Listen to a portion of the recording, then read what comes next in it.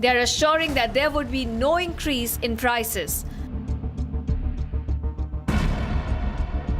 As per government sources, India is in a very comfortable position in energy.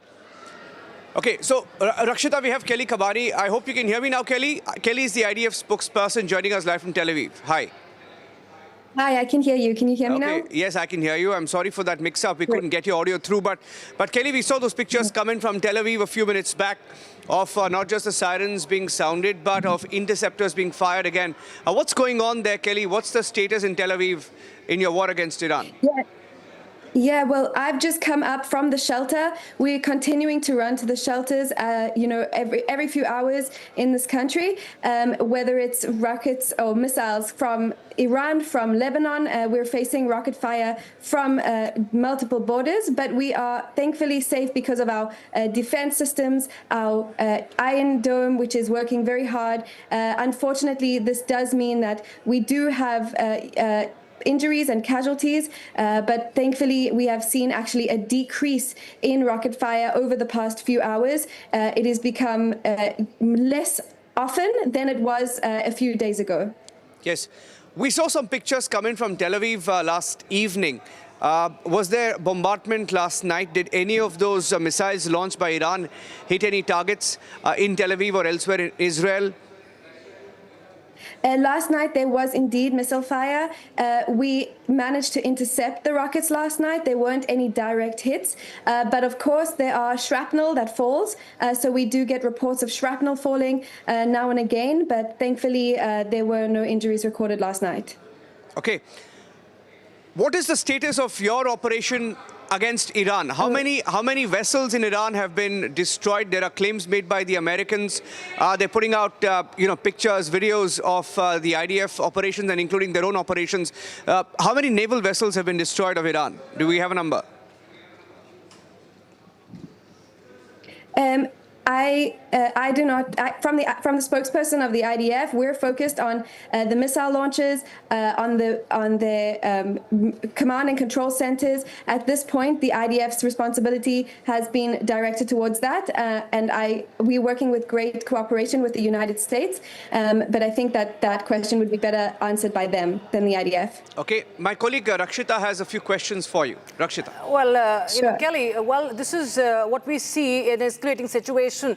From the Iranian side, what is the biggest challenge that you're witnessing? We just had visuals of, cluster bombs being rained upon Tel Aviv. Also, we've seen that there has been a lot of ballistic missiles and drones being overwhelmed. They are overwhelming the air defense systems. That has really, put all the Gulf countries, in a fix, as we see from Dubai to other countries. What is the biggest challenge you see from the Iranian side?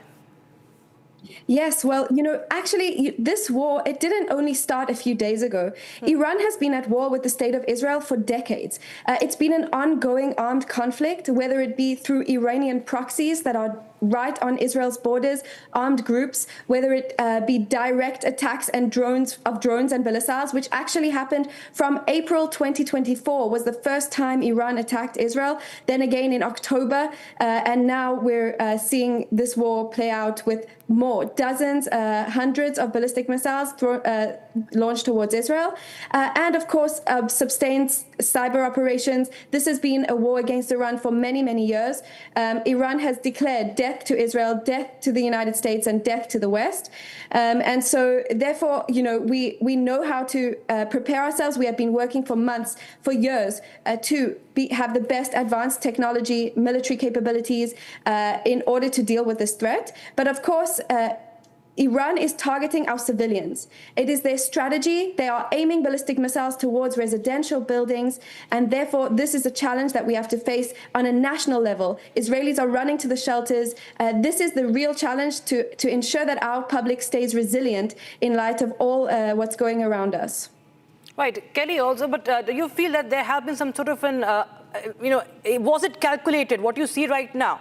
Was it expected, the kind of response we see from Iran and the proxies?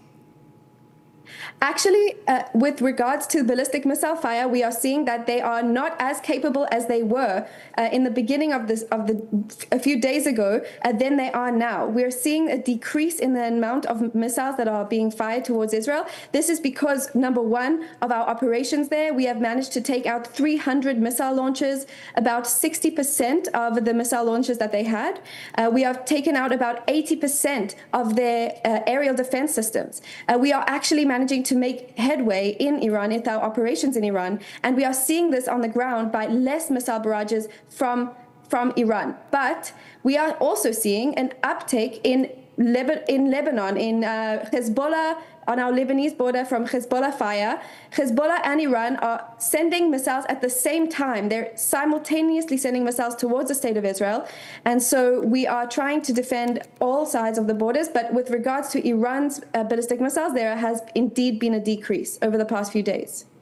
Right. How do you see the response that have been coming in from Europe? Because we see that Europe is divided in its responses, as we see coming in over the past few years. Now, France also says that it is joining in just for the sake of defense. It maintains that it's only a defensive move. But how do you? What are your expectations on that front? Well, I believe that Iran is a global threat. They've proved it now more than ever. Ballistic missiles have been flying across the Middle East towards civilian targets. This isn't, this is just what's happened this week has just proved what Israel has been saying for years, that Iran is a threat to the entire world, specifically to Israel and to regional partners in the Middle East. And I think that when a country calls death to the West, it's on the West to do what they can to limit the capabilities of Iran and their military capabilities, which they can then use to target innocent civilians. What do you see next? What do you foresee, or what do you calculate as far as the next move from Iran could be? Because clearly we can see that they are not ready to de-escalate anytime soon. They are also going to name a successor, a possible successor. There are a lot of questions being raised as to what really has been the aim of this operation, this U.S.-Israel joint operation. What is the target now? Well, one thing is very clear. Our main goal in this operation is to degrade the Iranian regime's military capabilities so that they do not pose an existential threat to the state of Israel or a threat to other countries in the region. And one thing that is also clear is that, as we continue to conduct operations there, we continue to remain precise and accurate and lawful. And whenever we see a new threat arising, we will strike it down as soon as possible. I remind you that the opening strike in Iran took out 40 Iranian leaders, including Ali Khamenei, within 40 seconds. It was under a minute in which we took out the top leaders of the Iranian regime. And therefore, as we continue our operations, we stay precise, we stay aware of what's going on in Iran, and we will make sure that their capabilities are degraded so that they no longer pose a threat on the state of Israel. There have been, Tehran has unleashed fury with, its missiles, because there are key oil refineries across the Gulf that have also been, demolished because of its attacks. So we see that the damage is also not just in Iran. It's really expanding day in and day out. How do you see it? What could be the consequences, the long-term consequences of it? And are Israel and US really prepared to counter that? Because this is destruction happening everywhere and there's no bound now. I believe that what we are seeing now is much easier than what we would have seen if we had waited. If we had waited until Iran had achieved 8,000 ballistic missiles, which is what it was planning, if we had waited until Iran became a nuclear threat, then the situation in the Middle East would be much worse and much scarier than it is right now. And we are operating according to a very clear doctrine. We want maximum results in the minimum amount of time. If we can complete our operations as soon as possible, that would be the best scenario for us. Therefore, we're operating accordingly. And we're hoping, to each missile launcher that we take out, each aerial defense system we take out, that is one step closer to a safer Middle East. That's one less ballistic missile that they have to fire. And that is how we hope to eventually get to a close.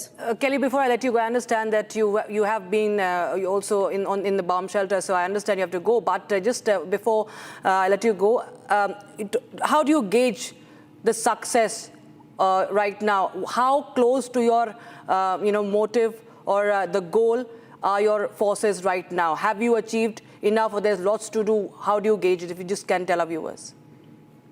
At this point, we are very proud of what we've achieved so far. We have made great achievements in this operation, but we still have work to do, and we are continuing, to conduct operations and airstrikes many miles away from our borders. Our pilots are flying over 2,000 kilometers away from home and coming back safely, thank God. So we still have targets. We still have, threats that we need to take out. But thankfully, we are really proud of how this operation has folded so far.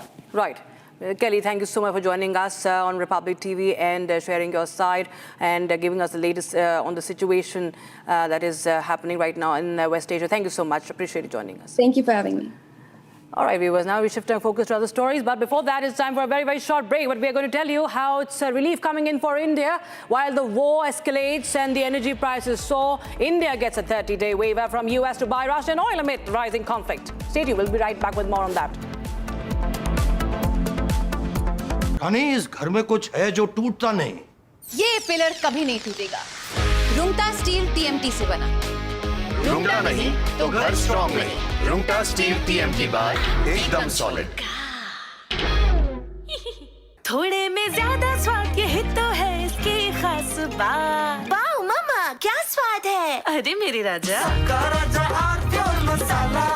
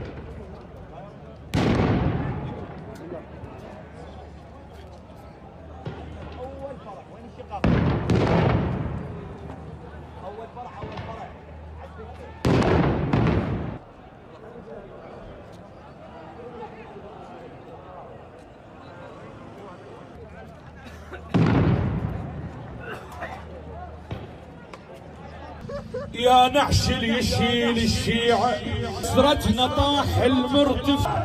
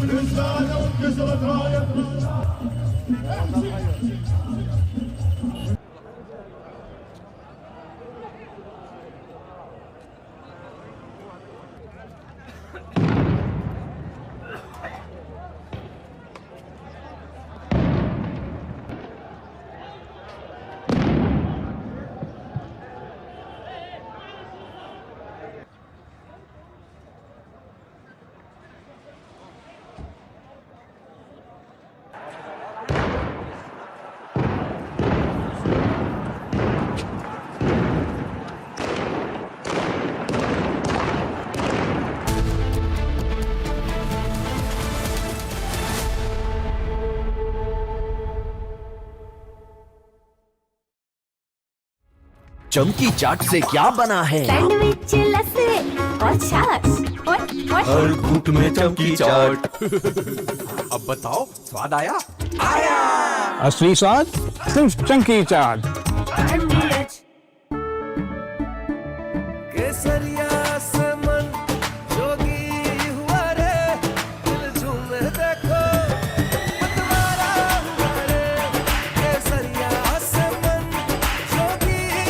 हर पल मनाओ केसरी त्योहार। विमल, बोलो जुबान केसरी।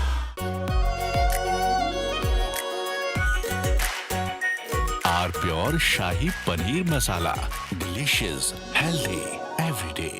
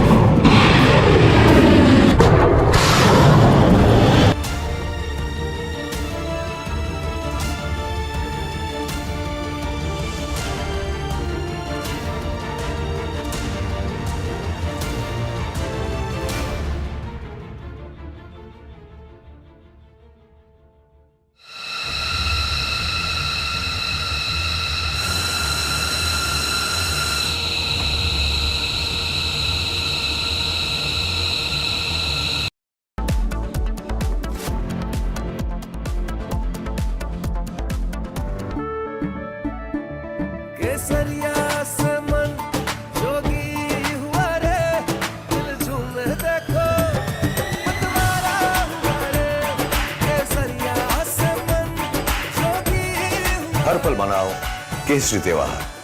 विमल, बोलो जुबान Kesari.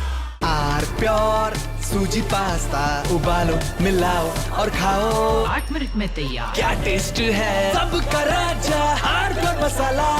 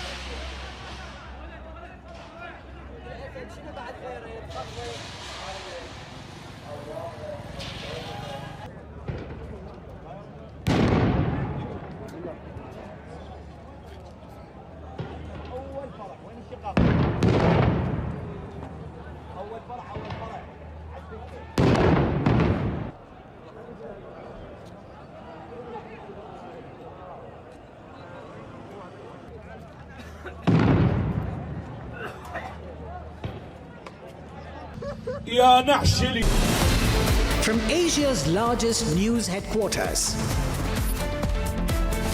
setting the agenda for Bharat.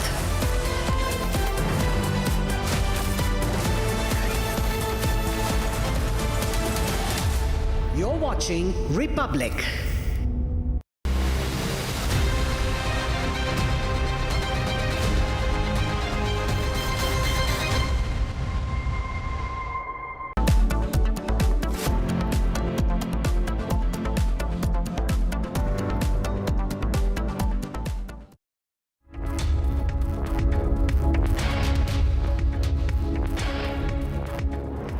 Hello and a very warm welcome. You're watching Republic TV. I'm Gesu Bharadwaj, and the war in West Asia continues to make ripples even back at home in India's Kashmir. We're getting you all the details in what's unfolding on the valley. But for now, let's take a look at your headlines for the hour.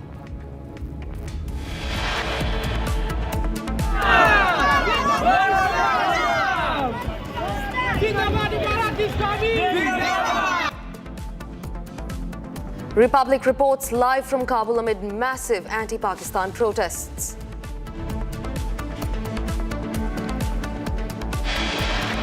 And we are very much trying to avoid the spilling over to other areas, and we do our best to do that. And I'm sure that you are hearing false flag operation by Mossad and by Israelis to attack refineries, to attack even Cyprus. Iranian Deputy Foreign Minister accuses Mossad of carrying out false flag operations in Cyprus.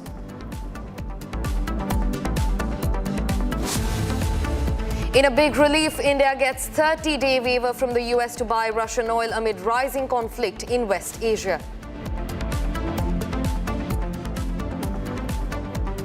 Normal situation है, मैं ऐसा मानता हूं.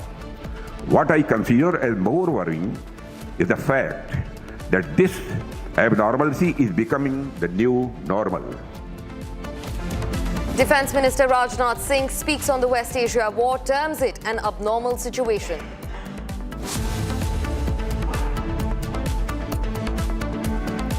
Sri Lanka takes control of second Iranian vessel a day after US submarine torpedoes IRIS Dena.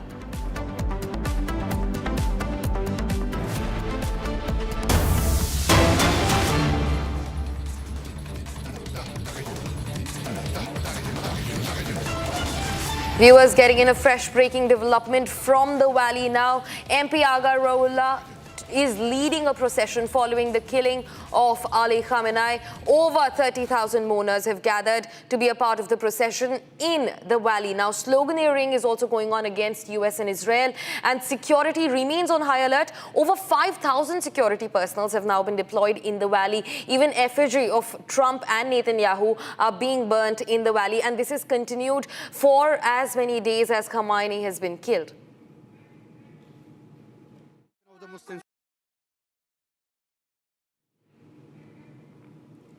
Viewers, now those were the visuals. My colleague Zenith continues to remain on the ground in the valley. In fact, restrictions continue to be put on place in various areas of Jammu and Kashmir where the sloganeering and the protest is going on. As of now, we're looking at the visuals. Aga Ruhullah. I'll see what he can talk about. Ruhullah sir, what do you have to say on this procession?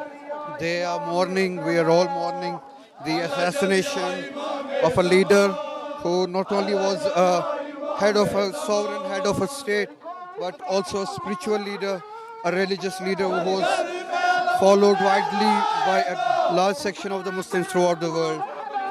And he was assassinated in an act of aggression, in an act of terrorism by America and Israel. And that's what has hurt the people's sentiment, and which has hurt the order of the world in terms that we believed in global law, global order, international law, which was violated, and that is very painful for this society. Trump says that USA is ready to talk with the Iran. Do you see a possibility of talks at this juncture? Well, these strikes have to be stopped by USA. The Israeli strikes have to be stopped. Then only they can ask for cessation of the strikes from the other side. Iran's submarine was attacked just near the border of the Sri Lanka. What do you say? And that was attacked in our backyard, in India's backyard. And that was a guest ship. We had asked that ship to come to take part in the event that was organized by the Indian government. And that ship was completely unarmed. It was struck on its return back to Iran in our backyard, under our watch. It's very unfortunate the government of India has chosen to remain silent on this act of aggression. We have not condemned this act. The government of India has not condemned this act. They have not called for the justice, and that's very unfortunate. We should not only condemn this act, we should call for the justice in this issue, not only in this issue, on any other issue that has violated the world order and the international law. One last question. Now the FIR has been lodged and it is on your name. What do you have to say apart from one of the former mayor has been listed in that FIR? They can lodge as many FIRs they want to, because they want to intimidate us through lodging FIRs, silence us. They want to intimidate us into silence. They want us not to speak about the facts on ground, how police violated the norms while they dealt with the protesters, the mourners. You could see yourself a male police officer was seen beating a female protester, which is completely unlawful. And I spoke against that. I asked questions to police. How could that happen? And under what law can that happen? If they want to turn us silent, they are mistaken. They cannot turn me silent by lodging FIRs against me. Thank you so much.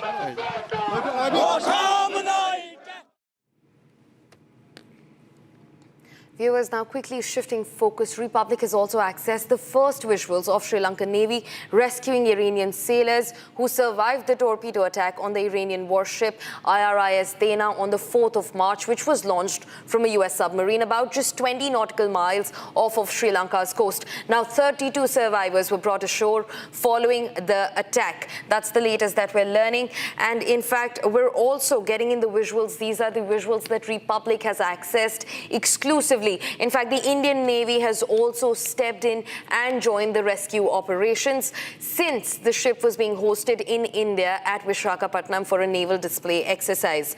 In fact, our senior editor Shravan Sen also joins us live on the story to get us more details. Shravan.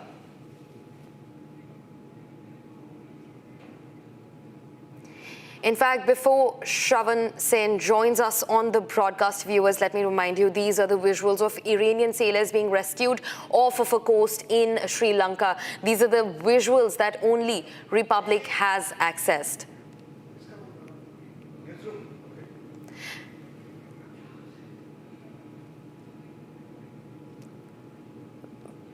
We're in fact also being joined by Harin Fernando, who is the former Sri Lankan minister and MP and also the Deputy General Secretary of UNMP, which is the Sri Lankan opposition party. And my colleague, our senior editor Shravan Sen, joins us to speak to Harin Fernando about the situation that's unfolding in Sri Lanka. Shravan. Well, in fact, Mr. Fernando is joining us on this broadcast. Mr. Fernando, there is a lot of speculation over what really happened when the Iranian ship was off the Sri Lankan coast. Reports basically emerging that the Iranian ship had actually made a request to the port authorities, hoping that they would be allowed to enter Sri Lankan water. Any further details that you have been provided by your government with regards to whether at all there is any truth in some of these claims that are being made?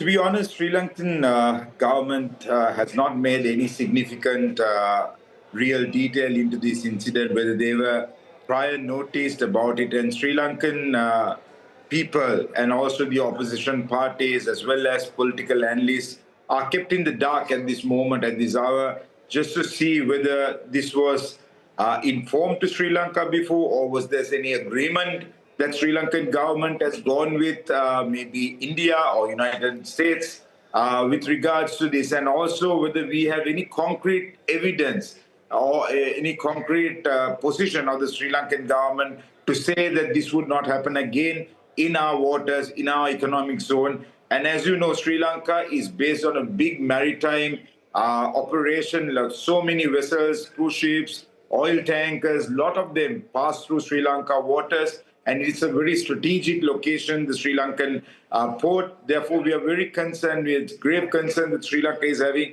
And also, we feel a bit hurt as an opposition party, as I represent the former president's party. And we do know that he has come into agreements in different circumstances with the United States with regards to securing or safeguarding the vessels in the zone of Indian Ocean.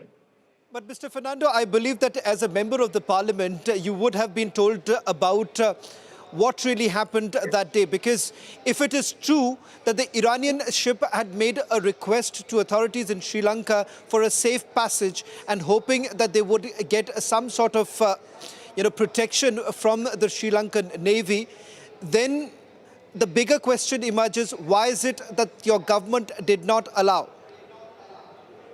Well, this is the question that was asked in Parliament. There were a few MPs in the opposition yesterday claiming, opposition MPs claiming that the distress call has happened a long time before, and unfortunately, they have not responded. The Sri Lankan government has not responded until the last minute.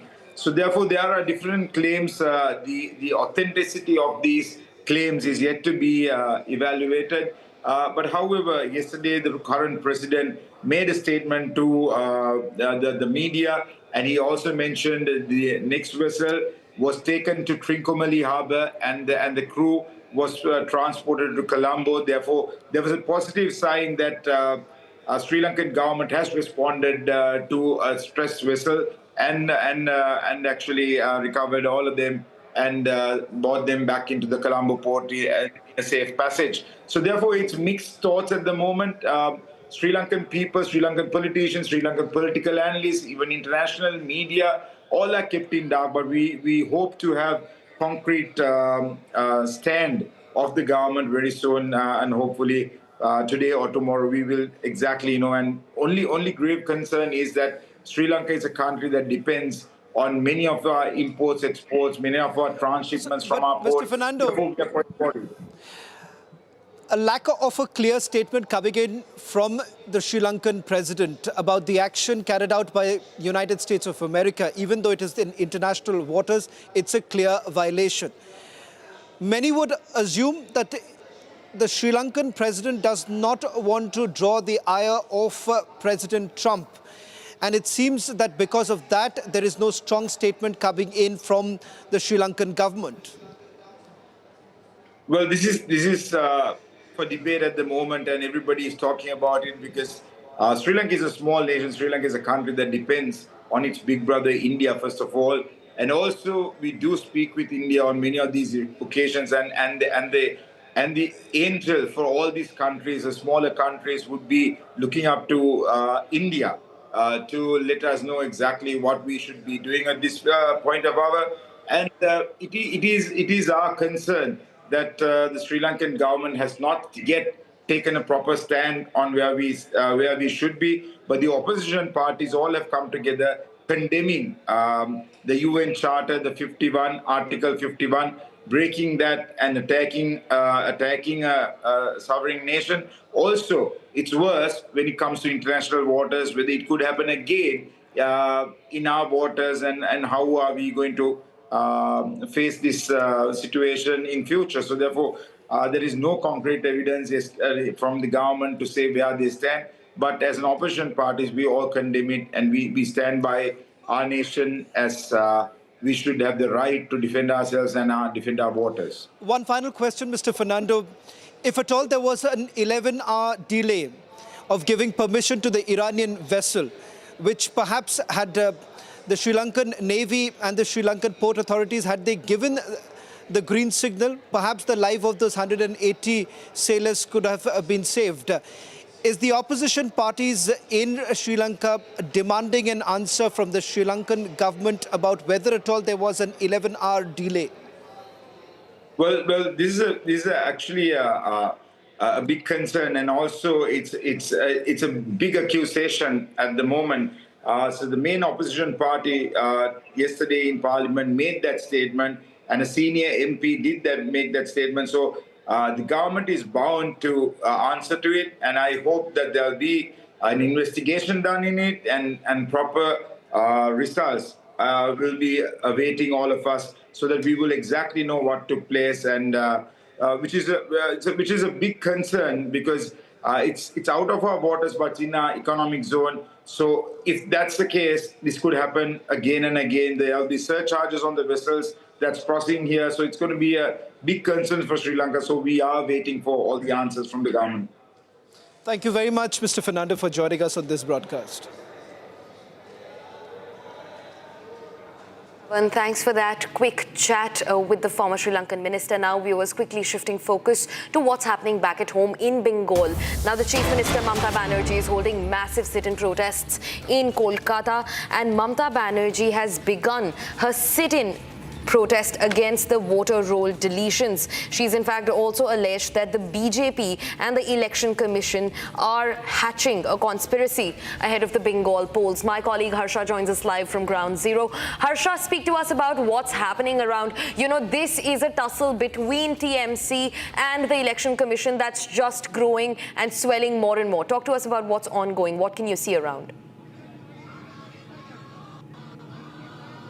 Yes, you rightly pointed out this is the growing tussle between Election Commission of India and Chief Minister Mamata Banerjee, and there's a high voltage drama which we have been seeing since the time the special intensive revision was conducted, in the state of West Bengal. Right now, I'll ask my camera person Partha to show you the visuals of the protest demonstration. This is the indefinite protest which has been called by Chief Minister Mamata Banerjee. The cadre Karyakartas of TMC are here, and on stage we see the Member of Parliament, MLAs and the councillors are seated along with Mamata Banerjee on stage, and Mamata Banerjee has been stating that the assembly election should be postponed till the time the number of electors who are in the logical discrepancies under adjudication, which the number almost 63 lakh. Till the time that process is not completed, the election should not happen in the state of West Bengal. The genuine voters are being deleted continuously.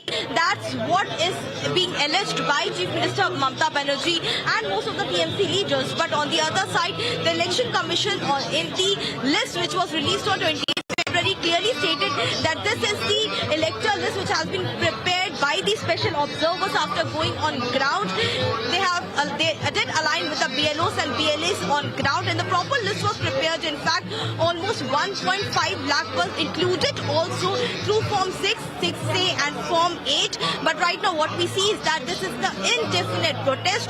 Right now there are almost 7 crore 4 lakh electors in the SIR list. 63 lakh are under adjudication. The logical discrepancies were registered. But right now the protest which has been called by Mamata Banerjee is at the Esplanade East in central Calcutta, which is almost 1.3 kilometers away from the office of the Chief Electoral Commission of the West Bengal. This protest march is being conducted, and as we see that the stage is set, but for how long will Mamata Banerjee sit on the protest? That's not yet decided. She only stated that this is the indefinite protest, but is it day 1, day 3? How long will it continue? That's still not really revealed by the TMC leaders. But right now what we see is that this is the protest which is being staged by Chief Minister herself against the ongoing special intensive revision process. Once again, I'll ask my camera person to show you the visuals. Mamata Banerjee herself on the stage, and also she has stated that 22 people she has called here at the protest site whose name has been deleted from the elector list, who all are the genuine voters of the West Bengal. The name has been intentionally deleted, that she has alleged, and those 22 people will be arriving here at the protest site. This is what she has stated. The ones who are on stage with Mamata Banerjee are MP Dola Sen Saugatare, and also the ministers, councillor and the MLAs of the TMC party. We see more and more people joining here at the protest site. But one thing, that since the election of the West Bengal is gearing nearer and nearer, so as the high voltage drama and the chaos situation in West Bengal, as the Chief Minister has been alleging that there has been wrongful deletion of electors in West Bengal, and the process is wrongfully conducted in the state. So that's the tussle which started in the month of November and still is going on when the final list is yet not declared. The first list was declared, was announced on 20th of February. Supreme Court has clearly stated that the electors will keep on being added to the list of the SIR when the digital discrepancies are out and their pending documents are uploaded. Right, Harsha, thanks for getting us the details. Viewers, we will keep on getting more details. That was my colleague Harsha on ground zero right next to the Chief Minister, who has announced a sit-in protest for an indefinite period. Moving on to some other news that we're tracking at this hour. Now, in a big move that strengthens India's energy and oil reserves, US President Donald Trump has signed a 30-day waiver for Russian oil purchase by India. Now, this comes at a point when the Strait of Hormuz, which is one of the most crucial shipping routes for global oil and gas supply, has been completely blocked by Iranian aggression amid the escalating war in West Asia. However, the Indian government has assured that there will be no rise in prices for now, insulating the economy from shocks. There are more details in the report that comes forward. Take a look.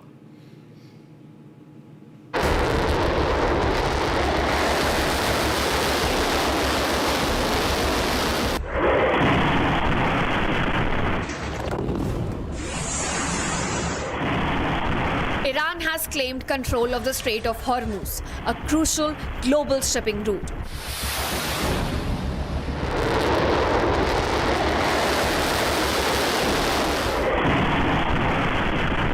It has firmly said vessels allied with the US and Israel will be attacked if they attempt to cross the region.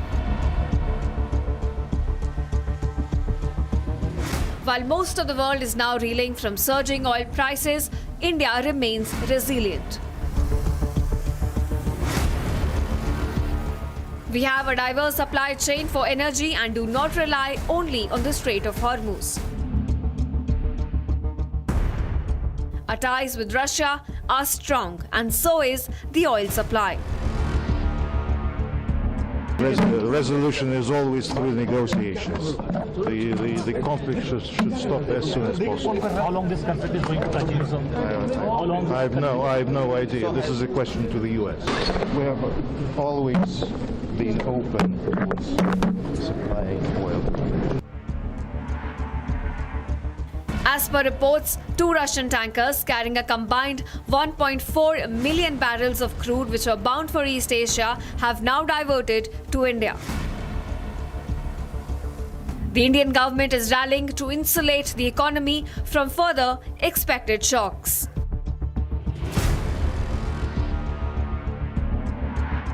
As per sources, the government has 50 days of stocks at the ready. Further, they are assuring that there would be no increase in prices. As per government sources, India is in a very comfortable position in energy security and stocks are being replenished every day. India's friendly ties with Russia have proven to be a silver lining once again. Meanwhile, Russian President Vladimir Putin has stated that European leaders have only themselves to blame for their energy situation.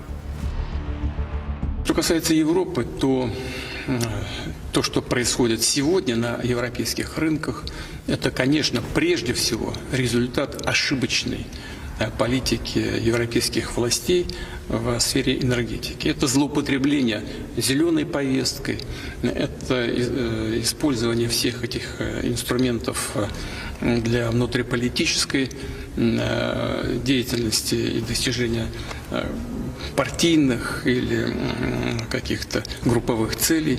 Ничего общего с интересами народов этих стран такая политика не имеет. While the rest of the world is bracing for unstoppable surge in energy prices for the next few days, India sits comfortably.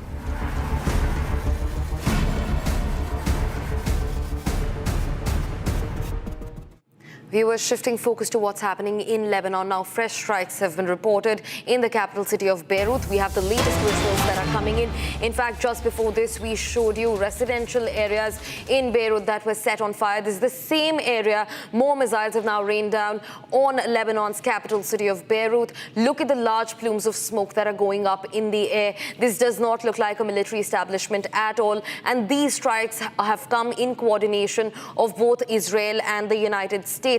Look at the visuals on your screens, viewers. In fact, if you have any ambient sounds, you must listen to it. Sirens going off in the background as the city braces for impact. And this is the second one since today morning, a bigger one than the one that we saw before on Republic. We showed you the first visuals of what was happening in Beirut. And now remember, Israel's war is not at a single front. They are not just fighting the enemy, Iran. They are also targeting Hezbollah targets that lie deep inside Lebanon's territories, and these are the latest attacks that have shaken Beirut.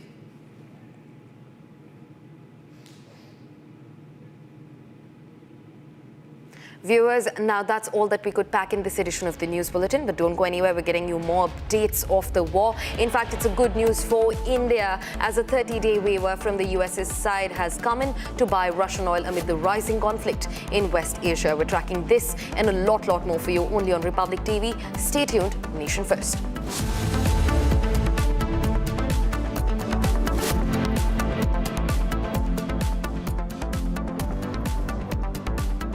थोड़े में ज्यादा स्वाद यही तो है इसकी खास बात। वाओ मम्मा, क्या स्वाद है? अरे मेरे राजा, का राजा और pure masala. In the global employability rankings by Times Higher Education UK, only the following 6 institutions from India are ranked amongst the top 230 in the world for having the most employable graduates: IIT Delhi, IISc Bangalore, IIT Bombay, IIM Ahmedabad, IIT Kharagpur and Amity University. प्यास बुझाए ठंडक लाए सबको भाए जीरा SIM MDH का जलजीरा जीरा SIM जीरा सिर्फ असली रिफ्रेशिंग, असली स्वाद, असली मजा। MDH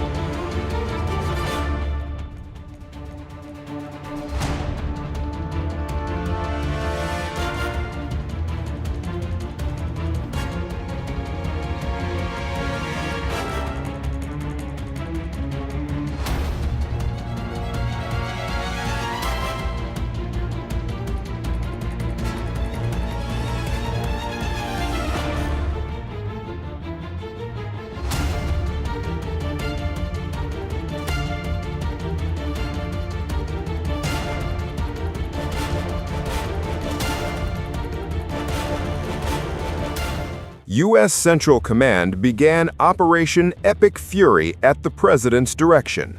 The goal was to dismantle Iran's security structure and remove imminent threats.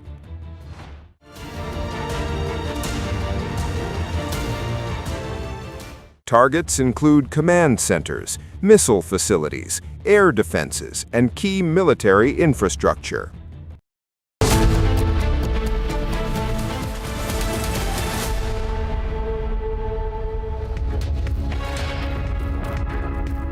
Good afternoon, viewers. You're watching Live and Breaking. I am Raktamisha with you, getting in all the latest updates from West Asia and the impact of what's happening across the globe. First, the headlines.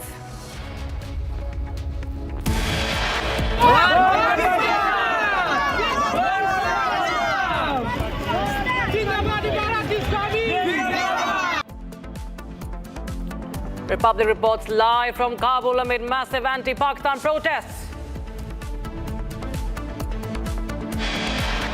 And we are very much trying to avoid spilling over to other areas, and we do our best to do that. And I'm sure that you are hearing false flag operation by Mossad and by Israelis to attack refineries, to attack even Cyprus. Iranian Deputy Foreign Minister accuses Mossad of carrying out false flag operations in Cyprus. In a big relief, India gets 30-day waiver from US to buy Russian oil amid rising conflict in West Asia.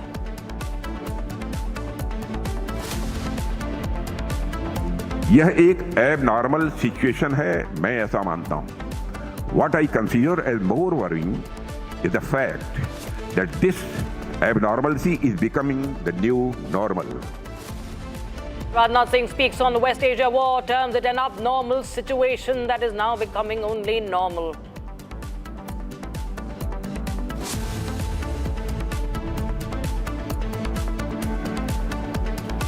Sri Lanka takes control of second Iranian vessel a day after US submarine torpedoes Iris Dana.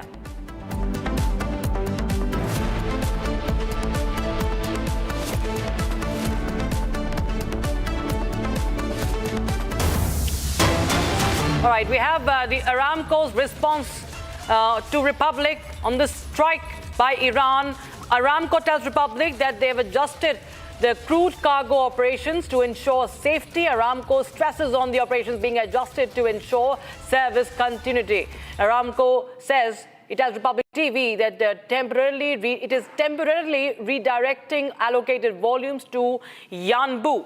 So Republic TV has now got a response from Aramco, and this exclusively on Republic TV.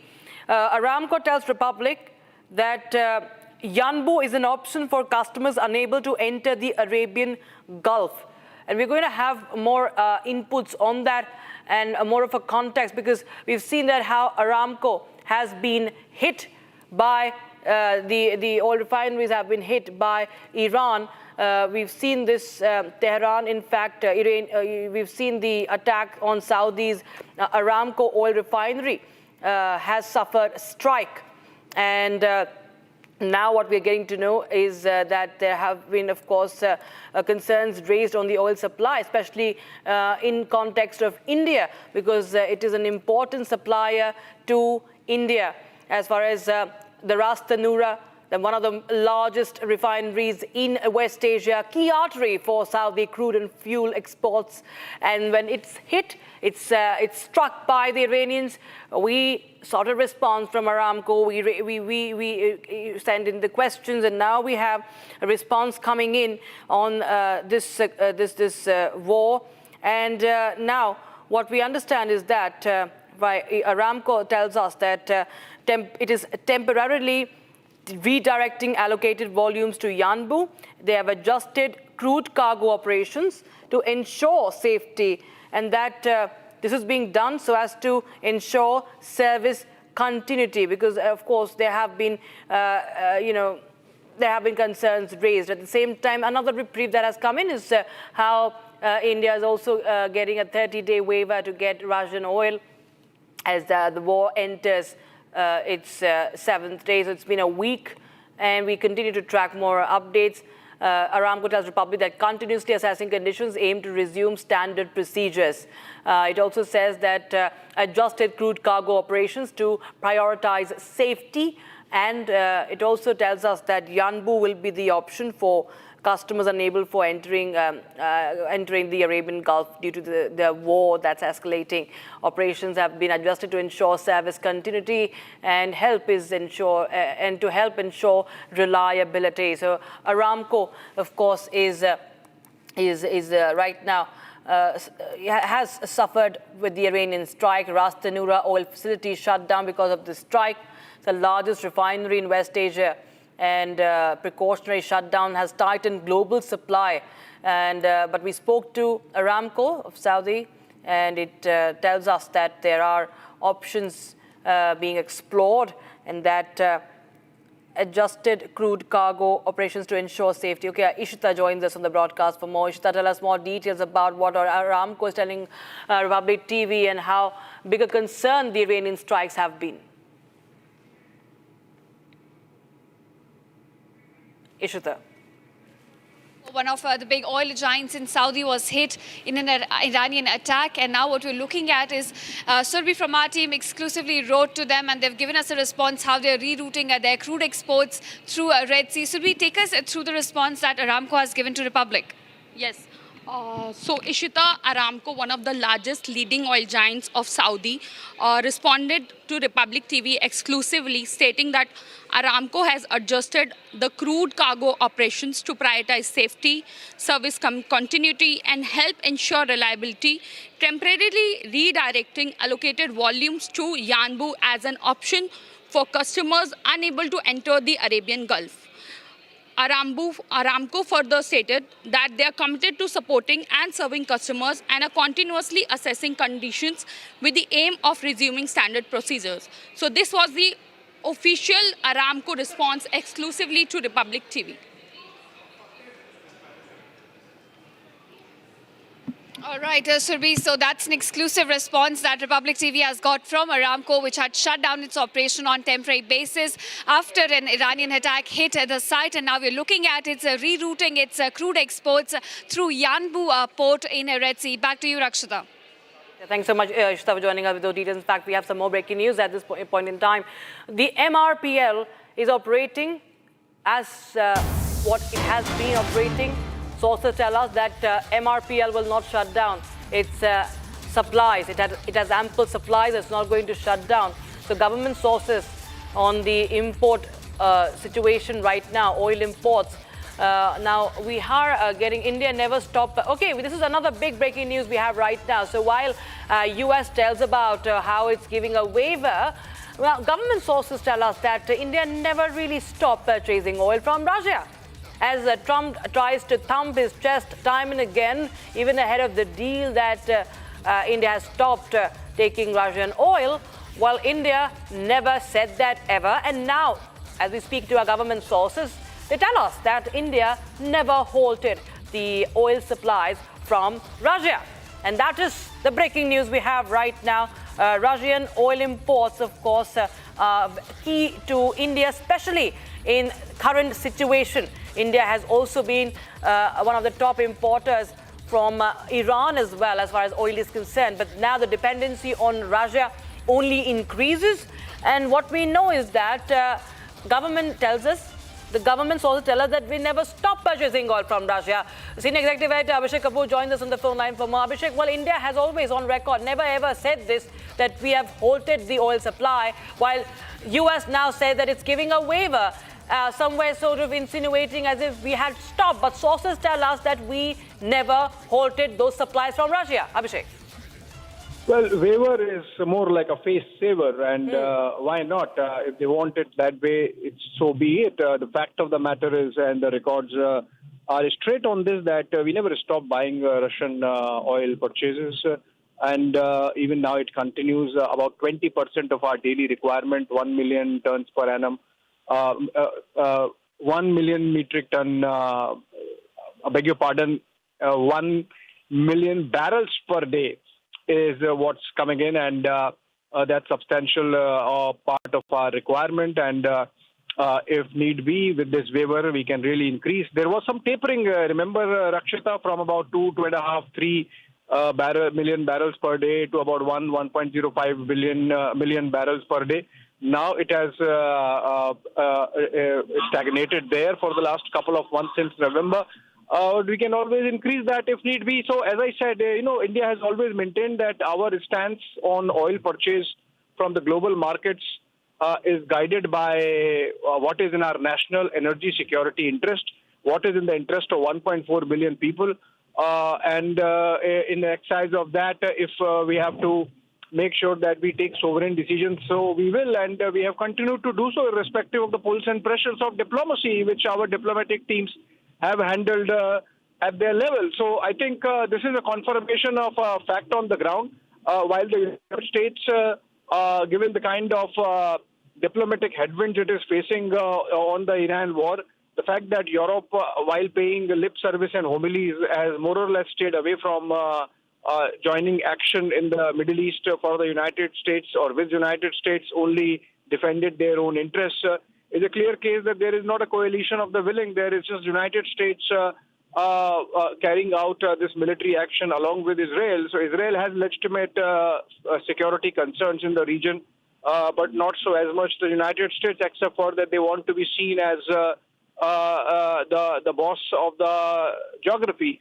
So having said that, insofar as that waiver is concerned, yes, more than welcome, given the fact that it sort of makes it easier for our oil marketing companies to legitimately buy the Russian oil and continue, and more so in the private sector, to continue to stock and tank up.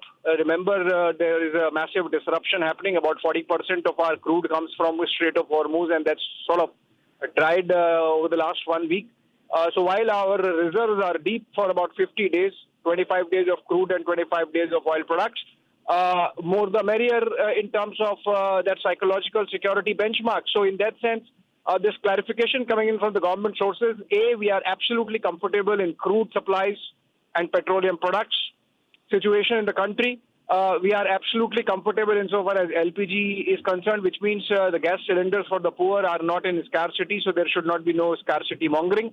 And see that Russian oil we have continued to purchase even as we speak, about little more than 1 million barrels per day being bought, and with the US waiver even more so by the private companies. So overall a very comfortable situation despite the headwinds and the troubled Middle East situation insofar as our energy security is concerned.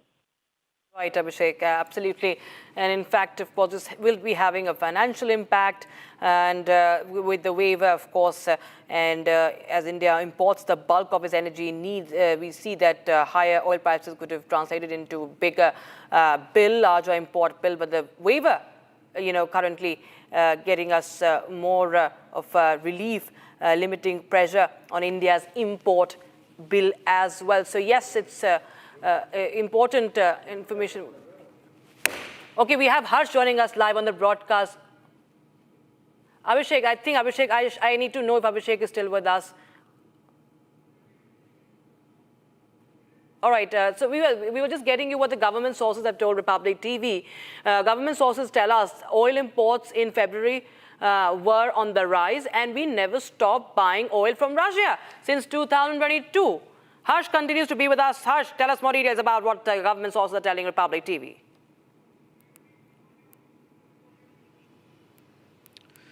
Well, right, this is from the top government sources that we have confirmed that this information has been received, that despite despite the war situation in the Middle East, India has maintained that they take all their decisions on where to import crude oil and all of the other supplies related to that.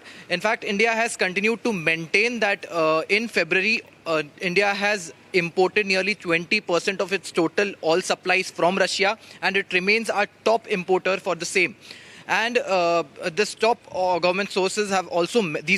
sources have mentioned that India continues to remain in a comfortable position, while all of these LPG refineries here in India have been ordered to produce more and more gas, because if the supplies are hurt by the suppliers, it will directly affect the consumer. However, India has maintained its stance that they are continuing to import oil from the Russian sources, as they have already clearly mentioned that India has never stopped importing Russian oil since 2022. These government sources have also continued to maintain that India is in a comfortable position. There is no need to panic, and they have also mentioned that there are 350 different categories of crude oil, and not all of these crude oils can be sent to all of these refineries, and hence they are prioritizing and non-prioritizing the imports on the basis of availabilities. However, as far as the Strait of Hormuz is considered, the official sources have mentioned that nearly 30% of the supply that India used to receive has been hurt. However, it is being compensated, and India is in a comfortable position, and we have ample of reserve to sustain for a longer period of time as the situation in Middle East intensifies. Okay, thanks so much, Harsh, for joining us with those details coming in on that story. Meanwhile, viewers, let's take a look at the humanitarian impact also on this conflict. The UNICEF has raised alarms over the rising death toll of children in the ongoing war involving Iran, warning that minors are increasingly paying the price of the escalating conflict. According to the UN agency, nearly 180 children have reportedly been killed in Iran since the latest wave of attacks began, with many more injured. Here's a report.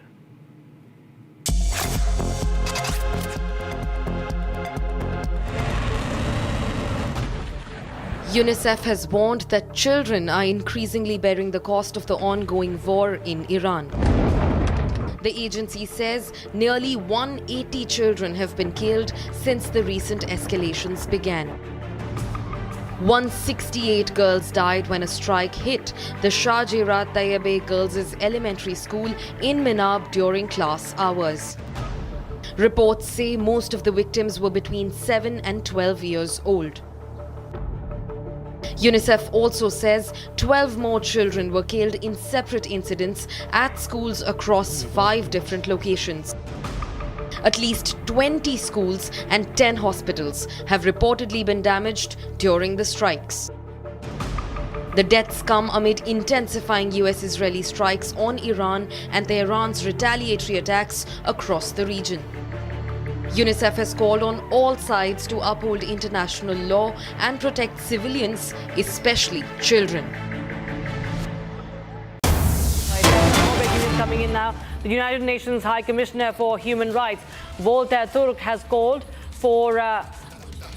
on Afghanistan and Pakistan to immediately end the fighting and resolve their differences through dialogue. Now, Turk says that since the escalation of clashes between the two countries last week, at least 56 Afghan civilians have been killed, 129 others injured, including women and children. According to United Nations information, around 66,000 people have been displaced in Afghanistan as a result of the clashes. Now, Volker Turk also warns that the ongoing crisis is worsening the suffering on civilians and stressed that both the countries should resolve their disputes through dialogue. So the situation, not just with regards to the Gulf viewers, but also between Afghanistan and Pakistan, as Republic TV has been reporting from Kabul, is showing the kind of tensions that are there on ground. And Pakistan and Afghanistan need to stop the war, says the United Nations High Commissioner for Human Rights.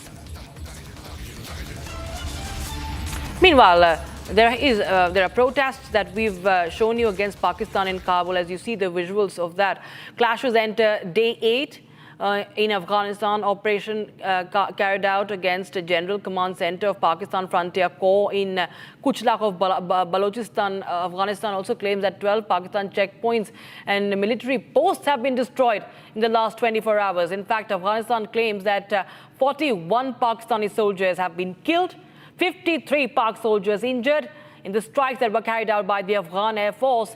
This was by the 201st Khalid bin Walid Army Corps carrying out strikes against Pakistan's military in Torkham. And you can see that the tensions are on the rise, and there are anti-Pakistan protests on the streets of Kabul. And my colleague Hashmat has filed this report from Ground Zero in Kabul. Take a look. Last night, before 7 nights, Pakistani army tried to target Kabul and some other places in Afghanistan, but they can't because the defense system of the Afghan army is within Kabul, Lebanon, and many big cities, and they targeted more than 10 drones of Pakistani army and before the last few days. They tried for drones and drones, but they can't target like armies and bases, but they targeted civilian people at home in the heart and the people. But last night, unfortunately, we didn't have any casualties, but in some places at Union Line, a few Talib armies have been killed. The thousands of Afghan people are, they got together and they said about Pakistan, and they said the Pakistan army is connected with America. They trying to target Afghan civilian people, but they say that they are against the Pakistani army and will be after last week's support, you can say about Pakistan. Attack places Lanka, Afghanistan, and we condemn the Pakistani army as operation on civilian people. Please say that you see all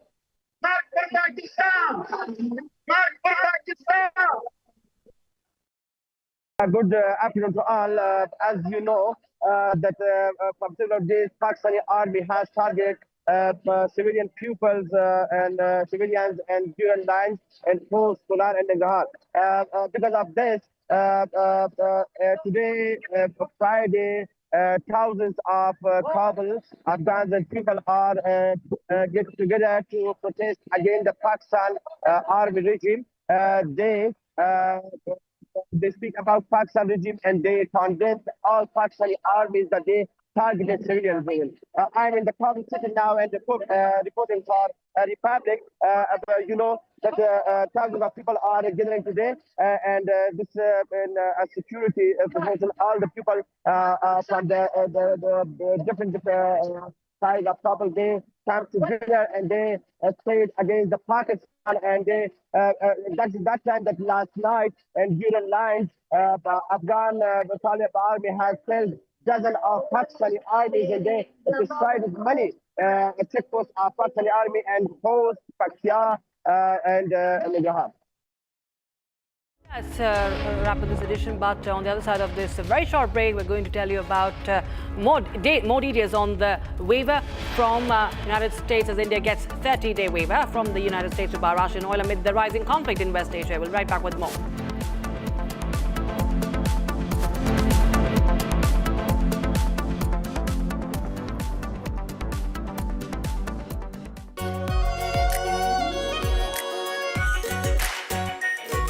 Pure Shahi Paneer Masala. Delicious, healthy, every day.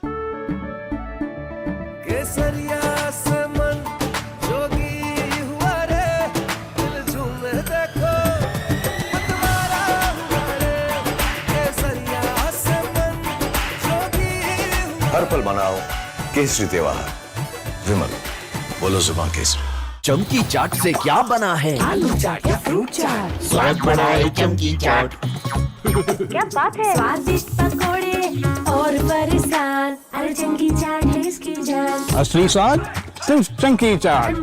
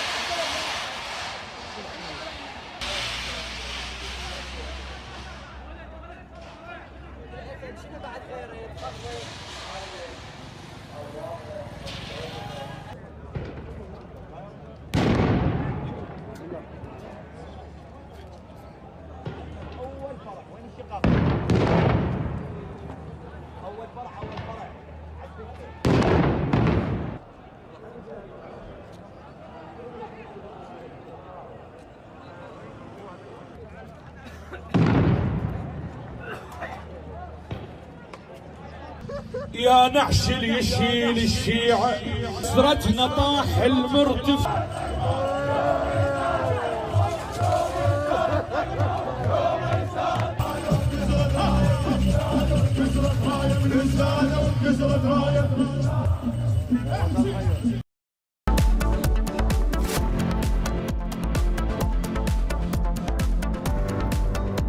Pure सूजी pasta उबालो मिलाओ और खाओ 8 minute में तैयार। क्या taste है सबका राजा आरप्योर मसाला।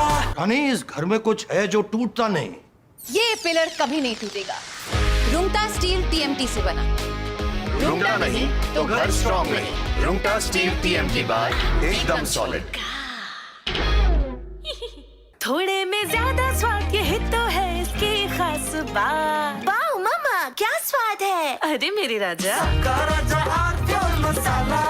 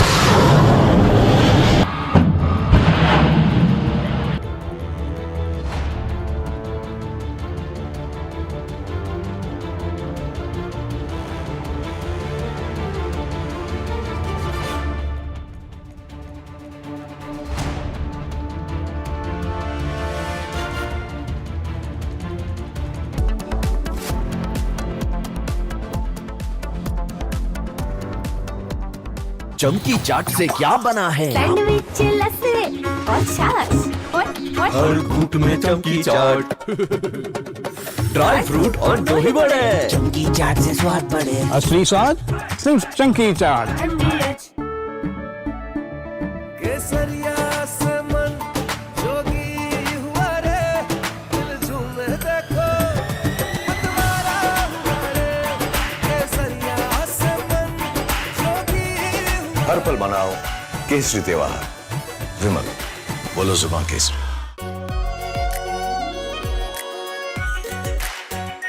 Are pure shahi paneer masala, delicious, healthy everyday.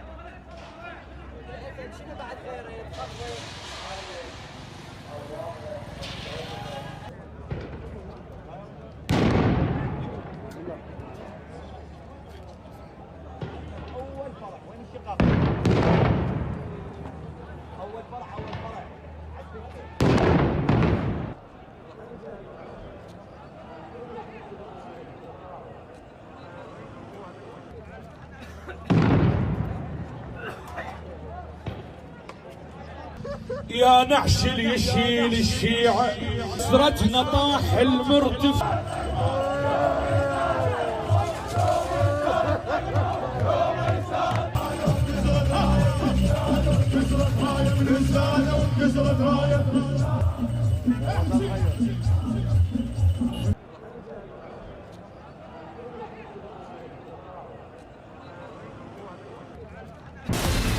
From Asia's largest news headquarters, setting the agenda for Bharat.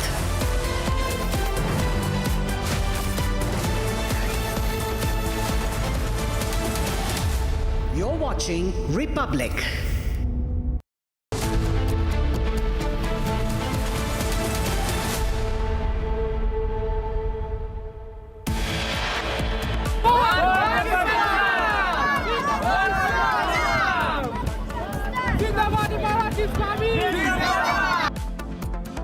Republic reports live from Kabul amid massive anti-Pakistan protests.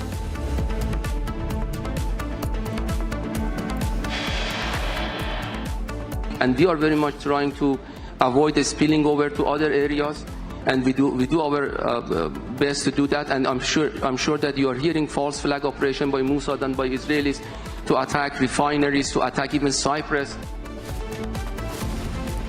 Iranian Deputy Foreign Minister accuses Mossad of carrying out false flag operations in Cyprus.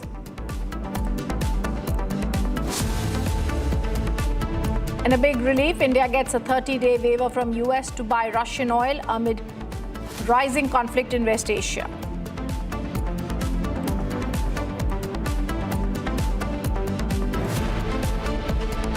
यह एक abnormal situation है, मैं ऐसा मानता हूं. What I consider as more worrying is the fact that this abnormalcy is becoming the new normal. Defense Minister Rajnath Singh speaks on West Asia war, terms it as an abnormal situation.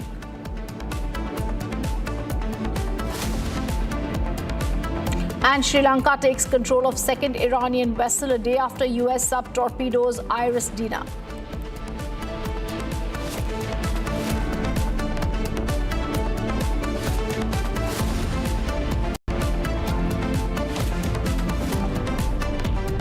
And we're going to begin 4 p.m. with the breaking news that's coming in. Violent protests have erupted in Skardu in Pakistan-occupied Gilgit-Baltistan following Iran's leader Khamenei's assassination in the US-Israeli strikes. Shia demonstrators, mainly from the ethnic Balti community, torched symbols of Pakistani authority, including a UN sub-office, an army public school, police buildings and a brigade commander's residence amid outrage over perceived state alignment and forces alignments. Pakistan security forces responded with live fire, initially killing around 13 to 17 protesters, with some reports citing 6 in Skardu and 7 in nearby Gilgit.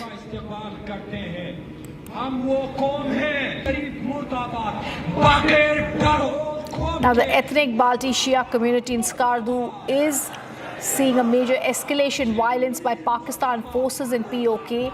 38 Balti Shias have been massacred by the Pakistani forces in Skardu in Pakistan-occupied Kashmir. There's violence over the Khamenei killing. There's massacre of Shia Muslims in Skardu, Pakistan-occupied Kashmir. And this is a very clear escalation. Massive and massacre of the Shia Muslims is also there in the Skardu, Pakistan-occupied Kashmir. Let me also go across to my colleague, Deputy News Editor Shavan Sen, joining us from our newsroom. Shavan, this is unrest in Pakistan-occupied Kashmir. What are you picking up on it? Well, Rhythm, before I take you through the details of what we are picking up from Pakistan-occupied Kashmir, particularly in Skardu, since the illegal occupation in 1947, this is the biggest escalation that we are looking at right now inside Pakistan-occupied Kashmir. But first, take a look at these exclusive videos that have been accessed by Republic TV, which shows the scale of protests that are taking place in Pakistan-occupied Kashmir and the manner in which the Pakistani army is trying to suppress these protests. I'll come to the details of the brutalities that have been inflicted by the Pakistani army, but first take a look at this video.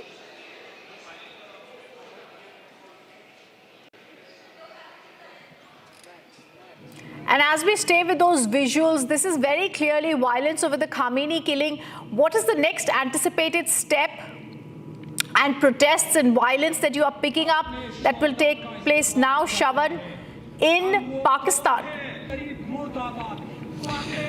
Well, in fact, this is just the first set of images that we have put out. In fact, 38 Balti Shia Muslims have been killed by the Pakistani forces. In fact, the local police as well as the paramilitary forces have been deployed by the Pakistani government. In fact, if you closely look at these videos, and in fact, if we can just perhaps raise the notch of this video, you will understand the kind of sloganeering that is taking place, targeting Asim Munir and Shehbaz Sharif. The reason why is because of Pakistan's position on this entire matter.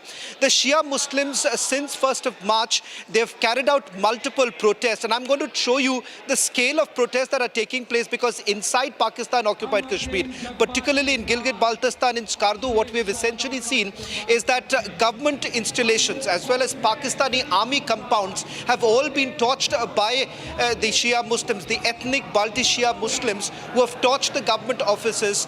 Now, this is in response to what they believe has been the action, or rather the inaction of the Pakistani government, particularly not taking a position as far as the assassination of Ayatollah Khamenei is concerned. And that is the reason why there is growing anger right now in Pakistan-occupied Kashmir. It's crucial to point out the fact that the reason why there is anger is because the fact in the past you've had the position that was taken by Asim Munir with regards to Pakistan Army's participation in Gaza, and secondly with regards to what is actually happening currently in Iran, with absolutely no voice basically emerging from Pakistan taking on Israel, or for that matter even the American forces. And that is the reason why there is actually growing anger. What we can confirm are the following. I think Shavan is possibly not able to hear me, so I'm just going to interrupt him for one moment. Lieutenant General D.P. Pandey, we are staying with those pictures and asking a question to you as a strategic affairs security analyst. This is clear violence over Khamenei killing, but this is also clearly the Pakistan state that is massacring its people. There's a major escalation in the violence by Pakistan forces. Where do you think this is headed?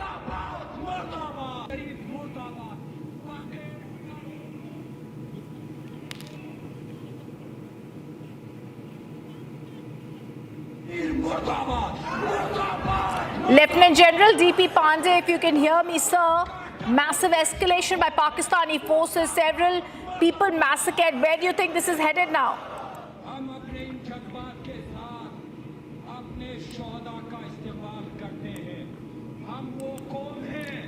All right, Shavan, I want to come back to you. I'm sorry for interrupting there. We're clearly seeing, Shavan, these protests are escalating. Demonstrators are raising slogans against the Pakistan's top leadership also.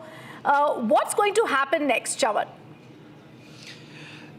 Well, I'll give you evidence of how the Pakistani media is basically trying to suppress this, because on 1st of March, they've essentially reported that 13 Balti Shia Muslim protesters were killed in Skardu. The reality is that 17 people were killed. 17 were killed on 1st of March itself. 2nd of March, it seems that the casualties basically increased, and thereafter the reported number of deaths is about 38. This happens to be the worst massacre of the Balti Shia Muslims in Pakistan-occupied Kashmir. Time and again, there have been multiple protests that have taken place in the past, particularly in the manner that the Pakistani army and the Pakistani government there has been operating, suppressing the rights of the ethnic Muslims there. But having said that, this time there is a massive escalation, because they call this as the hypocrisy of the Pakistani government and the fact that the Pakistani government's duality has basically been exposed by these ethnic Muslims there. And the fact of the matter is that this has been the worst massacre, because in a short while from now, what I'm going to do is going to take you through two sets of images. One of the Pakistani army compounds that have been torched. That will give you a clear idea of the manner in which there has been growing anger. We'll move to the next breaking coming in right now with regards to what has exactly happened on the ground, and also the number of images that we have accessed. One from inside the hospital in Skardu.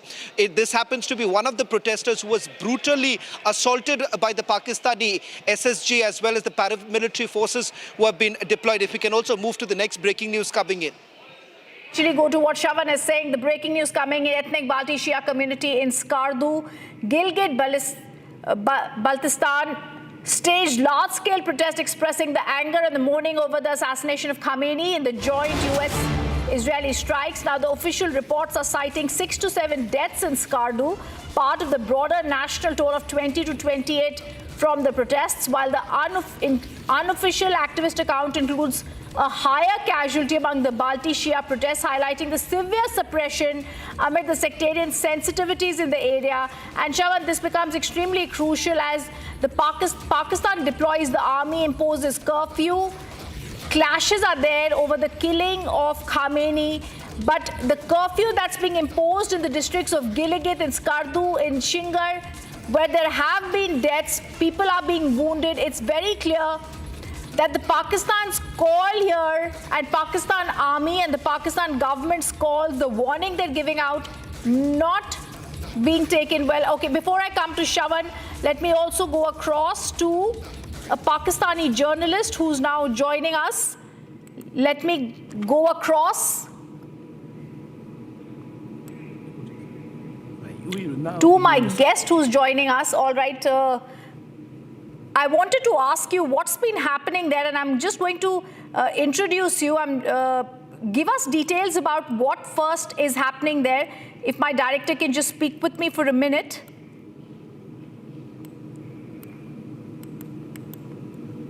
Kulbir.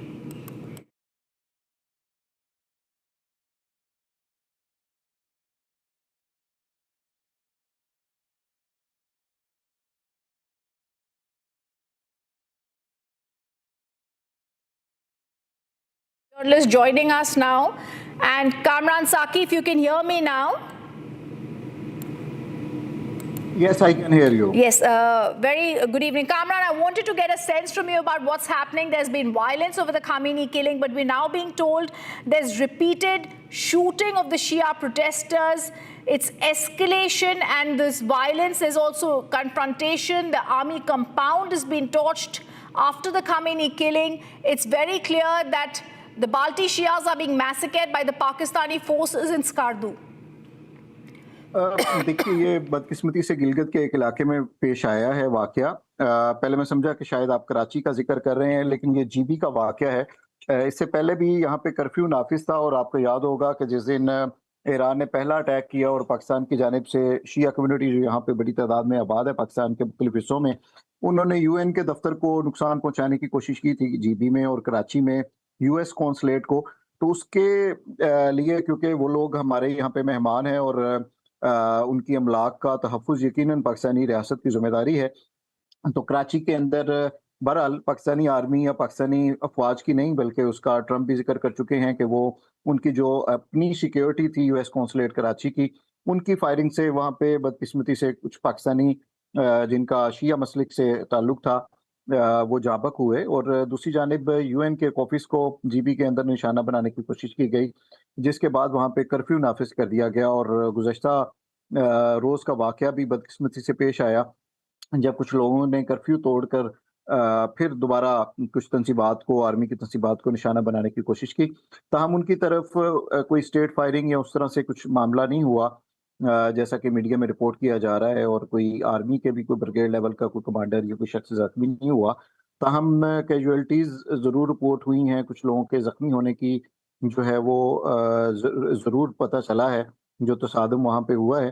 ताहम अभी क्योंकि उसके ऊपर joint investigation हो रही है उसके उसके ऊपर, तो वो जब सामने आएगी तो यकीनन असल वजह भी इसकी मालूम हो जाएगी। जी।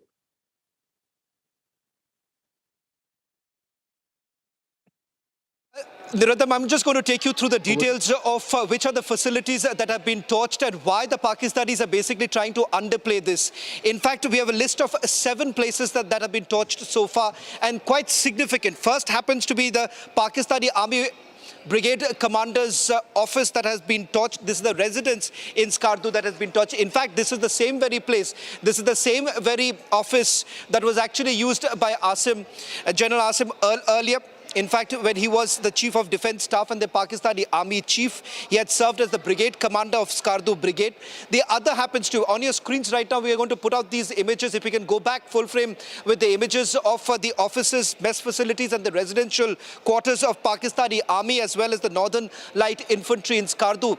Their offices have been torched. The Army Public School in Skardu has also been set ablaze. Offices of the Superintendent of Police and Senior Superintendent of Police in Skardu, the Software Technology Park in Skardu, the Green Tourism Office in Skardu and the Office of Special Communication Organization in Skardu. All of it has now been torched. So if you look at the scale of the damage that has been inflicted, it goes on to show the way there is palpable anger on the ground. And the fact of the matter is this, that no matter how much the Pakistanis basically try, it has now come out in the open. In fact, the local media there is trying to suppress this by simply saying that only a handful number of protesters, they have opened fire on the handful number of protesters. But the reality is that at least about 38 ethnic Muslims, Shia Muslims have now been brutally assaulted. Some, in fact, I'm given to understand 17 people have been shot at point blank. In point blank range, they have been killed. So that is the kind of perhaps suppression that you are essentially seeing of news coming out from the area. And the measures that have essentially been taken by the Pakistani army, the brutality that has been seen, the assault that has been inflicted upon the locals who have been there. So that's a clear idea. Just to give you a sense, Rhythm, the clear manner in which the Pakistani army is basically operating. देखिए, ये मैंने नहीं कहा आपको, मैं तो ये कह रहा हूँ कि कॉन्फ्लिक्ट बराह रास्त जो है वो आप कह रहे आपसे एक सीधा सवाल करना चाहूंगा। ये बताइए कि आखिरकार पाकिस्तान आर्मी क्यों छुपाने की कोशिश कर रही है कि करीबन 30 के ऊपर लोगों की मौत हुई है और उसके बावजूद पाकिस्तानी मीडिया इसके बारे में कुछ नहीं कहना चाहती है? ऐसा हरगिज नहीं है। इतनी बड़ी तादाद के अंदर कैजुअल्टीज हों तो क्या वजह है कि पाकिस्तानी मीडिया उसे रिपोर्ट नहीं करेगा? अभी तक इस तसादुम में जो पिछले कुछ दिनों के अंदर हुए हैं मुख्तलिफ जगह पे एहतजाजात, कुल जो तादाद कन्फर्म हुई है पाकिस्तानी मीडिया को वो 20 की है, लेकिन जो कल का आप जिक्र 40-50 और दर्जनों का कर रहे हैं वो ऐसा कोई वाक़या नहीं हुआ। हाँ, वहाँ पे जो आप दर्जनों ऑफिस का जिक्र कर रहे हैं उनके अंदर आगा खान का ऑफिस है, IT सेंटर है, पुलिस की रेजिडेंसीज हैं, IT मिलिट्री इंस्टॉलेशंस हैं, उनके ऊपर ज़रूर उन्होंने अटैक करने की कोशिश की है। और ये इतनी बड़ा जिसे आप कह रहे हैं कि वहाँ पे प्रोटेस्ट था, वो नहीं है। स्कद्दू को और गिजीबी के इलाकों को समझिए, छोटे-छोटे शहर हैं और वहाँ पे चंद लोग भी हों तो एक मिनट रुक जाइए आपके पास मैं वापस आऊंगा। General DP Pandey, I want to come to you. General DP Pandey, Republic Media Network is the only news network in India to have accessed details of what's really happening inside Pakistan-occupied Kashmir. Someone who has served as the Chinar Corps commander, someone who has looked into the activities inside Pakistan-occupied Kashmir. Today, 38 ethnic Balti Shia Muslims have been massacred. This happens to be one of the worst massacres that we have seen inside Pakistan-occupied Kashmir. General Pandey. Yeah, Shawan, so firstly, let me correct this thing. There are far more, much worse activities have taken place against the the Baltis and in that region. And more so because they are all basically Shia community. And you understand that it was the Shias are not treated right. In fact, if you are not Sunni in that country, you are a minority and you are not technically a Muslim. And if you look at what happens to Ahmadiyas and Shias, I think one should be very clear that if any protests had taken place, they are likely to be facing danger to their life. But please imagine the condition in POK, in Gilgit-Baltistan, even in Karachi and Lahore, at all places. Nothing will come out in the media, but the fact is the brutality, state-sponsored terrorism against the Shia community is a well-known, established fact. So while Trump may want to take on the responsibility that the people got shot from within, you have to also understand that how were these people allowed into a very, very high security complex?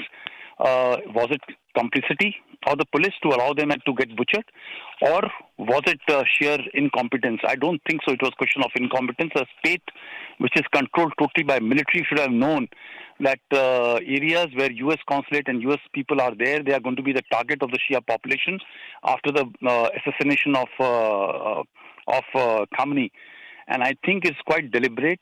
You will not come to know immediately. There are a large number of human rights violations which are done against the people of POK and Gilgit-Baltistan, and for too long the stories of Shia persecution has not come into the media because they live in remote areas and nothing much comes out from that location. So frankly, I'm not totally surprised, having watched Pakistan very closely and what is happening inside. I'm quite certain that this was expected. They were looking for opportunity. It doesn't happen. That why doesn't Sunni mosques get bombed? You always find the Shia mosque getting bombed on Ramadan, during Friday prayers. I think there is a calibrated targeting of the Shia population in Pakistan. General Pandey, I want you to stay with us because, in fact, we are the only Indian news network. While you're saying, there is an attempt that has largely been made to suppress what is coming out, but here in Republic Media Network, with deep sources, we've been able to pull this out of what is really happening, and we want the world to basically see.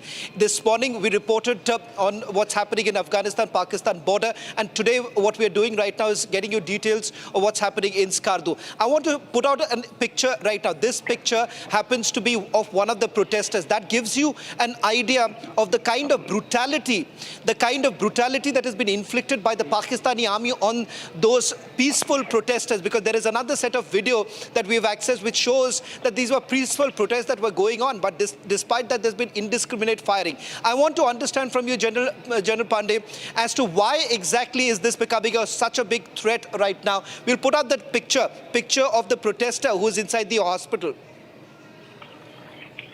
Yeah, so frankly, Sean, this is not a big deal, but the problem is the Pakistani state, which is now actually controlled by a very radical mindset of leadership. And I would not like to call leadership, they are basically the clerics from a particular sect which are controlling this entire country, and therefore what is happening to the Shia community doesn't surprise and should not surprise the world in that location. In fact, the persecution has been constant and uninterrupted. But this time when the people have come out on the street, and also understand that Pakistan is totally as of now confused. Should they go with Israel and America or Saudis, where they have tied themselves into a typical alliance. They are people on pay for military, or should they be justified to people's anger and angst which is happening in their country, and allow them to actually take out that anger and this thing. So, it's right now they're under, I think, I'm not totally surprised by what's happening to the Shia people in this country. General D.P. Pandey, of course, the question is also curfews being imposed in Pakistan. Like Shravan's been telling us, we're staying with that unrest in POK. It's a top focus story right here on Republic TV. There are strict movement restrictions. But what is the way ahead? In fact, my colleague is also giving us some news that's coming in that the president is extremely concerned. The Pakistani president is extremely concerned with what is happening. And he's putting out and giving details condemning this destruction. President Asif Ali Zardari, in fact, is taking note of this law and order situation in Gilgit-Baltistan and Skardu. Violent protests are breaking out there. He's saying there should be peaceful protests, etc. The right words by the Pakistani establishment, but on ground it is the Pakistani forces that are killing these people, and we are seeing the violence and unrest there. Yeah, so obviously, this happens in all over the world. When the protests are happening, you need to reach out to the community people and try and engage with them. After all, how is it possible that these many people who have to be killed have not happened in Iran? Actually, if you start looking and counting the beans, and you realize that possibly Pakistan has killed more number of Shias anywhere else. In all the bombings in the Gulf, by Iranians, hardly any numbers have been killed, and multiple times of that number have been killed in Pakistan. I think while words may be spoken by President Zardari, who has got a community of Shias as part of their political power in Karachi and that area, but the fact remains that these are all only words. They don't mean anything, because the Pakistani state is structured. We may want them to change. It's very impossible for them to change. They will get after the money. If possible, allow them to come out, and then this is also a time to take recuse behind this thing. They were protesting against Iranian leaders' death, and therefore we have butchered them. And world will ignore, because world is led by only one country, and about it. Request you to stay with us. There is also breaking news coming in on the story. We're also now being told a curfew has been imposed in Skardu in Pakistan-occupied Kashmir, with strict movement restrictions that have been enforced by the Pakistani army. Reports are also giving out an indication the deployment of Pakistan's Special Services Group, I don't think it's elite at all, signaling heightened security measures are there amid the rising tension. So they're doing everything they can to try and curtail this anger over the killing of Khamenei. There's large-scale protests that are sweeping through multiple Pakistani cities. It's turning violent in several locations. And in fact, 32, we're being told, Pakistani Shia protesters were also shot dead in Karachi. There are lots of people saying Pakistan's largest city is also seeing gatherings of Shias. In fact, on this question, I also want to go across to the Pakistani journalist who's continuing to be with us, Kamran Saki. What is the truth that you can tell us? We're being told there are protests. People are being gutted in the UN office in Skardu at POK. 32 Pakistani Shia protesters have been shot dead. We're also being told that this is in support. Properties are on fire, including the UN sub-office and army public schools. What is happening there? देखिए, curfew तो 4 दिन पहले से जो है वो वहाँ पे लगा हुआ है, ये कोई ब्रेकिंग न्यूज़ नहीं है। दूसरा ये कि लेफ्टिनेंट साहब मुझे एआई जनरेटेड लग रहे हैं। अगर वो वाकई इंडियन आर्मी में रहे होते तो उन्हें पता होता कि यहाँ पे लेफ्टिनेंट जनरल क्या जनरल्स और कर्नल्स और बहुत सारे लोग अहले तशी मसलक से हैं, जिन्हें ये मिनॉरिटीज़ कह रहे हैं और जिन पर तशद्दुद कह रहे हैं। तो ये बड़ी हायर पोस्टिस पे, इवन के आईजीज़ लेवल के ऊपर भी, पुलिस में भी, जीबी और मुख्तलिफ जगह पे अहले तशी ग्रुप के लोग रहे हैं। तो आप एक जवाब दे दीजिए। Shravan wants to ask you a question and एक जवाब दे दीजिए। ये कहना सबसे पहले तो आपको कहना चाहूंगा, सुन लीजिए मेरी बात, मुझे बात, अगर आप सुन लीजिए मेरी बात। जनरल ऐसा, मेरे को एक चीज बताइए, आप सवाल उठा रहे हैं जनरल पांडे के ऊपर जो चिनार कोर कमांडर रह चुके हैं। मैं आपसे सवाल करना चाहूंगा, अगर आप कहते हैं कि सब कुछ इतना अच्छा है, सुन लीजिए मेरी बात, अगर आप ये कह रहे हैं तो ये बताइए कि आसिफ मुनीर के खिलाफ और शहबाज शरीफ के खिलाफ क्यों वहां पर लोग प्रोटेस्ट कर रहे हैं, ये बताइए मुझे, क्योंकि आपको मैं दिखा दूं पोस्ट, क्या मैं आपको पोस्टर्स दिखा दूं? वो उनसे डिमांड कर रहे हैं कि ईरान की जंग का हिस्सा बने, जो पाकिस्तान की फिलहाल फेवर में नहीं है। आप क्यों नहीं जंग का हिस्सा बन जाते? आप ईरान का, तो आपके पास बाहर बंदरगाह क्या कितनी चीजें उन्होंने दी हैं, आप तो बस बड़ा उसे, आप हमारी फिक्र ना करें, आप हमारी फिक्र ना करें, दोस्त है, आप अपनी फिक्र करें, आप अपनी फिक्र करें कि आप गाजा से लेकर ईरान में कहीं ना कहीं आप उस जंग का हिस्सा बने, तो आपको तो पहले बन जाना चाहिए। आपका तो तेल का बड़ा इन्हिसार उनके ऊपर था, आप तो बंदरगाहें उनसे ले रहे हैं, आप तो उनसे जफियां डाल के मिल रहे हैं। पहले तो आप अपनी फिक्र कर ले, पहले तो आप अपनी फिक्र कर ले, क्योंकि देखिए पाकिस्तान को जब जरूरत पड़ेगी, आपको एक सीधा, Lieutenant General DP Pandey, I want to come to you and ask you to answer to Karnan, because what Kamran is trying to say is we need to take a leaf out of Pakistan's book, not realizing that Pakistan itself is trying to interfere in the internal affairs of Iran. No, I think that's nice of him to have a view, and he can always have a view. But India follows a strategic autonomy. We don't get after with the US or Israel or sign deals with various countries to support. We don't send our soldiers to fight others' wars. And we also don't do that. We will shake hands and we talk about Iran and thereafter, carry out certain actions against them. Their airspace is being used against Iran. Everybody knows, everything is coming out and clear. So, Kamran is totally authorized to defend his own country, and why should he not? And we respect that thing. After all, he can't actually express his views openly on television. Thank you. General DP Pandey and Kamran, even as there's a very sarcastic smile on your face, I want to tell you this is the behavior and courtesy with which our Lieutenant Generals treat and speak about you. आपको शायद समझ नहीं आया कि उन्होंने अभी क्या कहा. उन्होंने कहा कि आपको हक है अपने देश के बारे में कहने के लिए, बट उन्होंने आपके बारे में कुछ गाली गलौच नहीं की. तो वही तरीके से शवन जो आपसे कह रहे थे, एक कर्फ्यू इम्पोज हुआ है स्कर्दू में, आपकी पाकिस्तानी अथॉरिटीज लोगों को उठा के, शियाज को उठा के मार रही हैं, वो एक चीज रुकनी चाहिए. शवन भी कुछ कहना चाहते हैं. I'll just get another quick point here, because I'll stay with the breaking news right now rather than having this rant. Thank you, Kamran, for joining us on this. Yes, go ahead, Shravan. Thank you, Kamran, for joining us on the story. Just to add this point, why there are specific details, while the curfew has once again been reimposed in Skardu, the reason being is that they are essentially looking in a manner to basically control the situation. I'm just given to understand that Pakistan Army's force command northern areas, in fact, there we are being told that leaves are now being cancelled. It's the same formation. It's the same formation that has been closely looked at by the Chief of Defence Staff right now. And the Pakistani Army has once again increased the deployment in the area to control the situation. That's the situation right now as we speak in Skardu, which is only worsening with every passing day.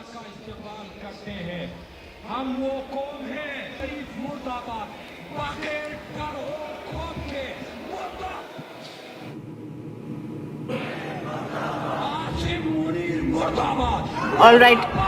UNICEF has raised alarms over the rising death toll of children in the ongoing war involving Iran, warning that minors are increasingly paying the price of the escalating conflict. According to the UN agency, 180 children have reportedly been killed in Iran since the latest wave of attacks began, with many more injured. We'll be right. UNICEF has warned that children are increasingly bearing the cost of the ongoing war in Iran. The agency says nearly 180 children have been killed since the recent escalations began. 168 girls died when a strike hit the Shah Jeerat Tayyebe Girls' Elementary School in Minab during class hours. Reports say most of the victims were between 7 and 12 years old. UNICEF also says 12 more children were killed in separate incidents at schools across 5 different locations. At least 20 schools and 10 hospitals have reportedly been damaged during the strikes. The deaths come amid intensifying US-Israeli strikes on Iran and Tehran's retaliatory attacks across the region. UNICEF has called on all sides to uphold international law and protect civilians, especially children.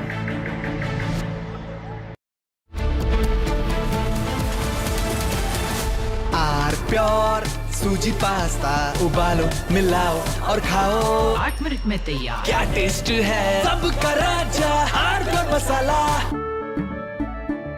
केसरिया से मन जोगी हुआ रे दिल झूमे देखो मतवारा हुआ रे केसरिया से मन जोगी हर पल मनाओ केसरी त्योहार विमल बोलो जुबान केसरी प्यास बुझाए ठंडक लाए सबको भाए जीरा से MDH का जलजीरा जीरा से जीरा सिप असली रिफ्रेशिंग, असली स्वाद, असली मजा। MDH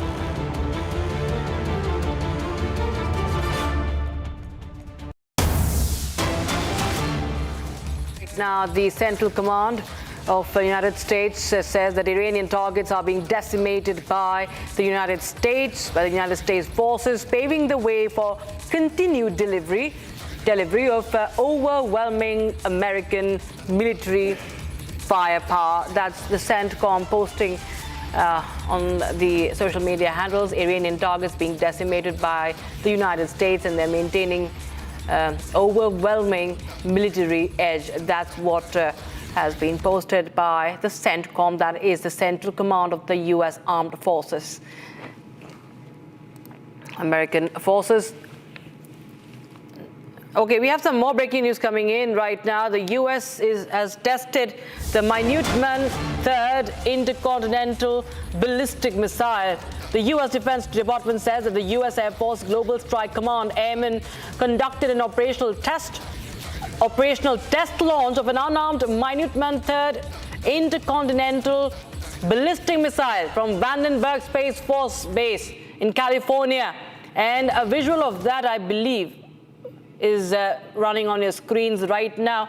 This is a ballistic missile that has been tested as announced by United States. It's in fact a nuclear capable missile. It's also known as a doomsday missile, and this is the test launch of that.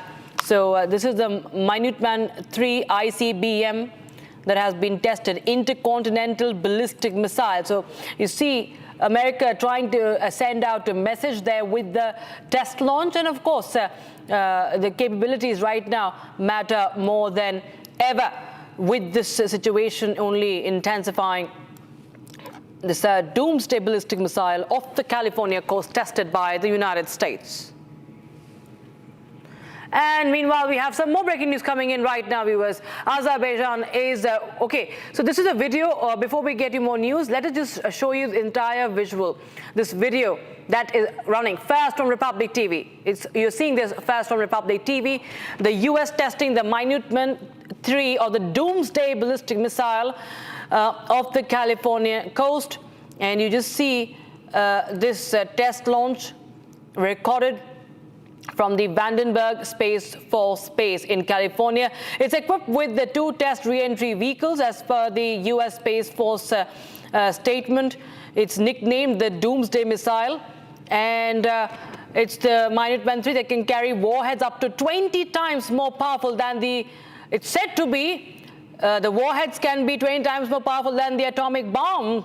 And on Tuesday night, in fact, the Air Force had also launched this unarmed Minuteman III ICBM, the visual of the same now being accessed by Republic TV. And this is the Minuteman III. It's the cornerstone of US's strategic arsenal. It has a range of roughly 6,000 miles, can travel at speeds exceeding 15,000 miles per hour. It can reach targets across continents within minutes. It's an intercontinental ballistic missile, and visual of the same right now on your screens. And of course, a message being sent out by United States. So one of the most destructive weapons being tested. This is America's nuclear arsenal, the Doomsday Missile, or the Minuteman III ICBM, capable of carrying nuclear warheads up to 20 times more powerful than said to be more powerful than the atomic bomb dropped on Hiroshima. And it is, of course, it shows that the catastrophic scale of damage could unleash a bigger conflict, threat of a nuclear conflict. That's what you can understand, the signaling from the United States of America with this test, the Minuteman III intercontinental ballistic missile. Defense expert Major General G.D. Bakshi joins us on the phone line. Former Major General Bakshi, well, this is the Doomsday Missile, the Minuteman III, that has been tested by United States of America. So what is the message being sent out, or you think this is very, very serious? Hardly. We aren't going to use nuclear weapons, is it? That would be, I thought, the finest armed forces in the world, strongest, etc. And to deal with a country like Iran, we need a nuclear weapon now. I am more amused than I am threatened. Sir, but this is a very, very, this is an ICBM, sir, and we get to the visual of this. This is something that we see that is only signaling from the United States of America, sir. Yeah, I suppose the signal is not so much for Iran as it is, I suppose, for China and Russia. But to suggest that this conflict is gone so much out of control that we need a nuclear level escalation, that I'm afraid doesn't send a very good message of confidence as far as the conventional operations are concerned, man. Right. Right, sir. General Bakshi, many thanks for joining us with those details on that story. Viewers, we have some more breaking news coming in right now. Now, Azerbaijan is withdrawing its diplomats from Iran for their safety, as per the foreign minister of the country, Ceyhun Bayramov. He said that a day after Baku said 4 Iranian drones had crossed its border and injured 4 people in Nakhchivan enclave. And now Azerbaijan is withdrawing its envoys from Tehran for the sake of safety. It says a move after Iranian strike. And this is the latest update we're getting in right now. Foreign Minister of Azerbaijan says they're withdrawing envoys from Tehran. And this is the breaking news we have right now. It confirms the diplomat pullout from Tehran amid the strikes and bombardment, of course, escalating. And now we have the update from Azerbaijan.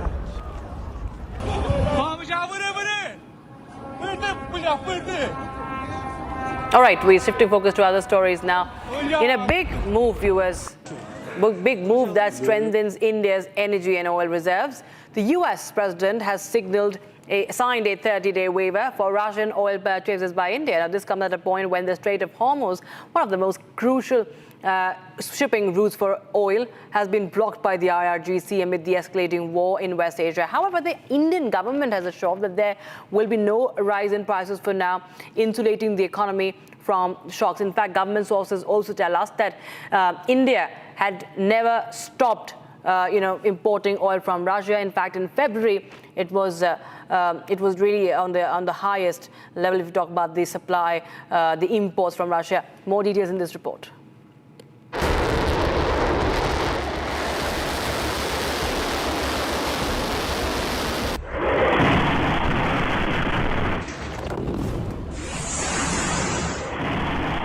Iran has claimed control of the Strait of Hormuz, a crucial global shipping route.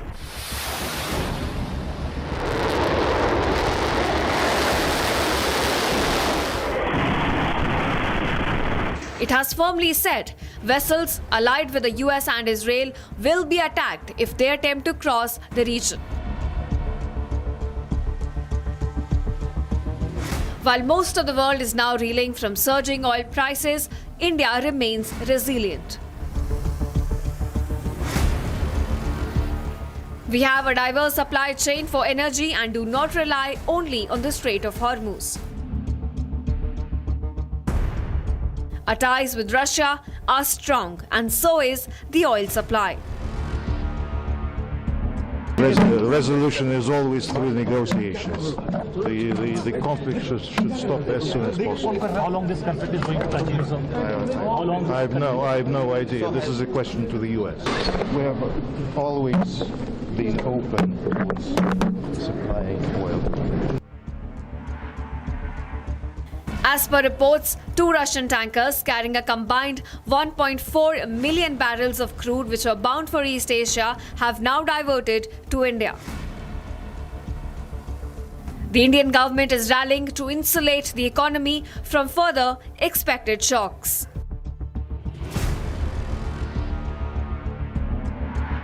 As per sources, the government has 50 days of stocks at the ready. Further, they are assuring that there would be no increase in prices. As per government sources, India is in a very comfortable position in energy security and stocks are being replenished every day. India's friendly ties with Russia have proven to be a silver lining once again. Meanwhile, Russian President Vladimir Putin has stated that European leaders have only themselves to blame for their energy situation. Что касается Европы, то что происходит сегодня на европейских рынках, это, конечно, прежде всего результат ошибочной политики европейских властей в сфере энергетики. Это злоупотребление зеленой повесткой, это использование всех этих инструментов для внутриполитической деятельности и достижения партийных или каких-то групповых целей. Ничего общего с интересами народов этих стран такая политика не имеет. While the rest of the world is bracing for unstoppable surge in energy prices for the next few days, India sits comfortably.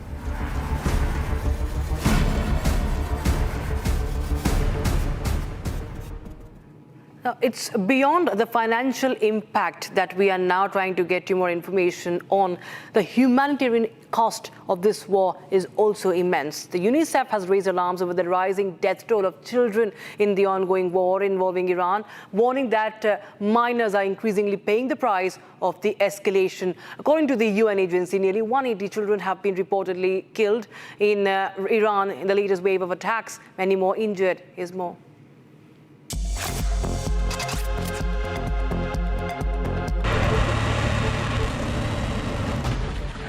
UNICEF has warned that children are increasingly bearing the cost of the ongoing war in Iran.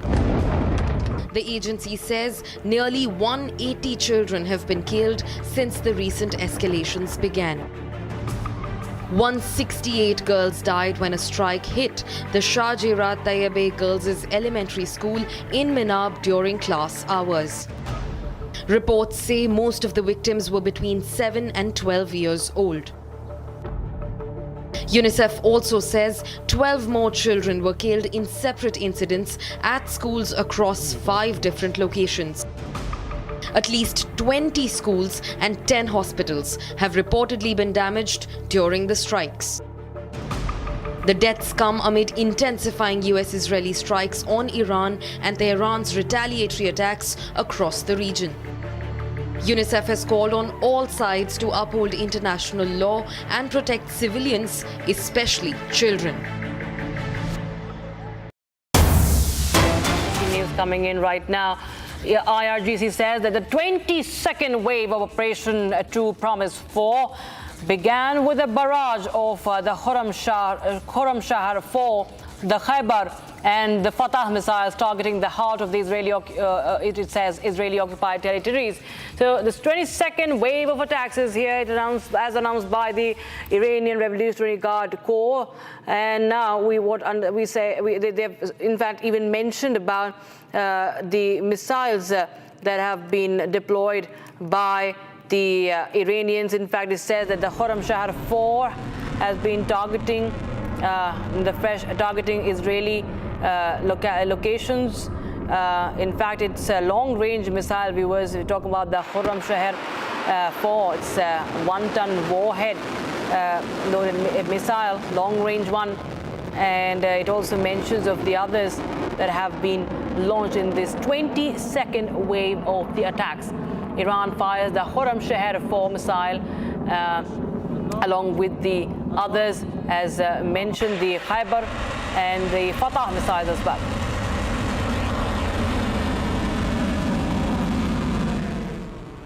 Meanwhile, Iran has rejected claims of talks with the United States while asserting it will not back down in the ensuing attacks from the United States and Israel alliance. Statements from Iran's ambassador and deputy foreign minister reveal the country is set to hold out the war and resist the aggression till the last soldier. Iran asserts the killing of its supreme and religious leader Ayatollah Ali Khamenei is an act of heinous crime and maintains that attacks on oil refineries are false flags carried out by Mossad. We have the full story. Iranian ambassador to Egypt said that Iran has not requested talks with the US to end the war. He said that meetings are on to elect the new supreme leader and official announcements are expected soon. Iran has asserted it will not back down and called the killing of Ayatollah Ali Khamenei a heinous crime.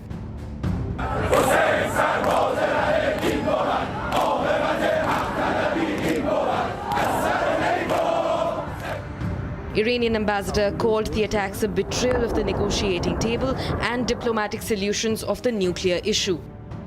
The ambassador asserted Iran did not demand talks from the United States, nor will it return to the negotiation table. Meanwhile, Iranian Deputy Minister of Foreign Affairs said the priority right now for Iran is to exercise ultimate resistance against the aggressors. The Iranian minister asserted there was no provocation from Iran and the attacks break all international norms. The Iranian minister called the attacks on oil refineries false flag operations by Mossad and claimed to avoid spillover of the war. This comes after US President Donald Trump claimed Iran wanted to talk after the attacks.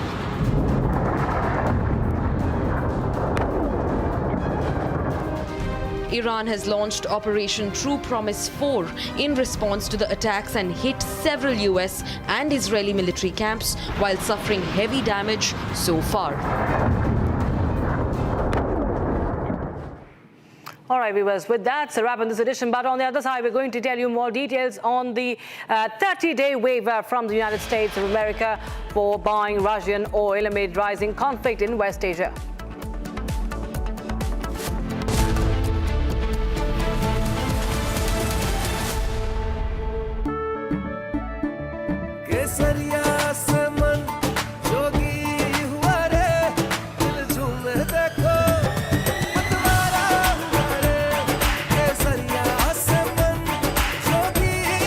हर पल बनाओ केसरी त्योहार। विमल, बोलो जुबान केसरी। थोड़े में ज्यादा स्वाद, यही तो है इसकी खास बात। वाओ मामा, क्या स्वाद है। अरे मेरे राजा, मसाला।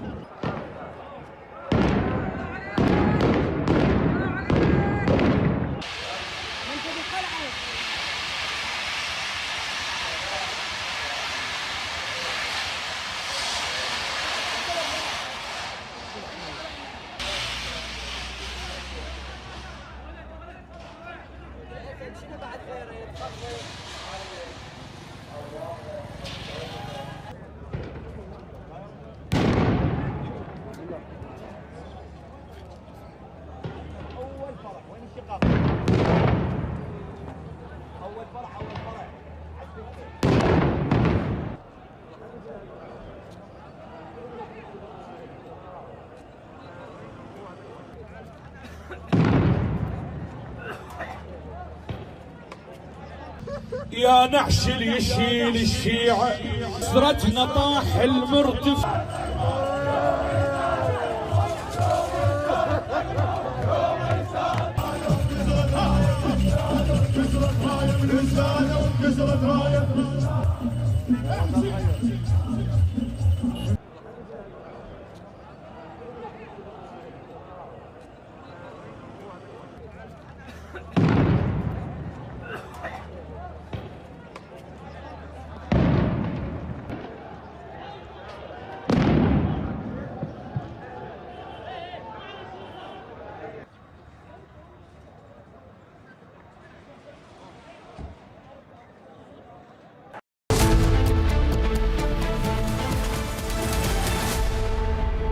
रानी, इस घर में कुछ है जो टूटता नहीं। ये पिलर कभी नहीं टूटेगा। रुंगटा स्टील टीएमटी से बना। रुंगटा नहीं तो घर स्ट्रॉन्ग नहीं। रुंगटा स्टील टीएमटी बार एकदम सॉलिड।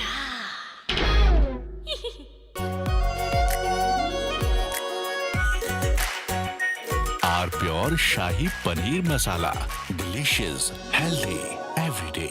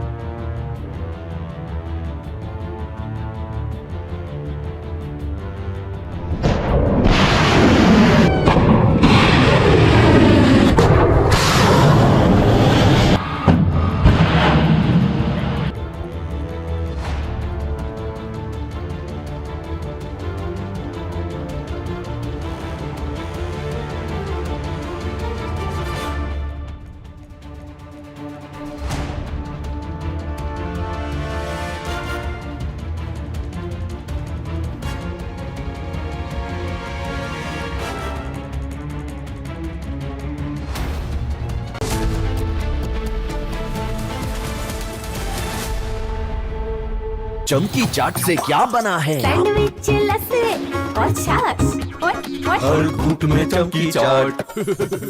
अब बताओ स्वाद आया? आया। असली स्वाद सिर्फ चंकी चाट। केसरिया से मन जोगी हुआ रे, दिल झूमे देखो मतवारा हुआ रे। केसरिया से मन जोगी हुआ। हर पल मनाओ केसरी त्योहार। विमल, बोलो जुबान केसरी। आर प्योर सूजी पास्ता उबालो मिलाओ और खाओ 8 मिनट में तैयार। क्या टेस्ट है सबका राजा hardcore masala.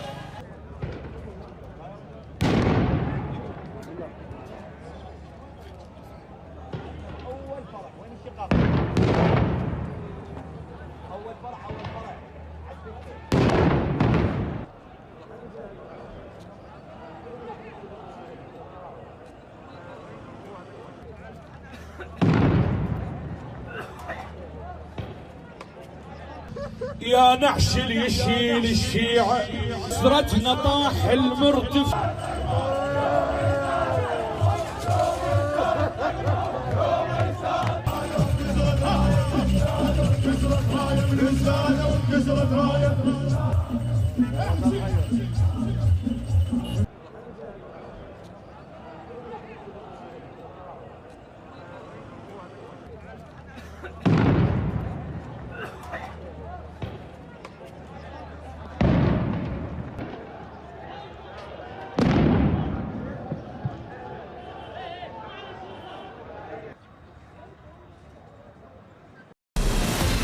From Asia's largest news headquarters,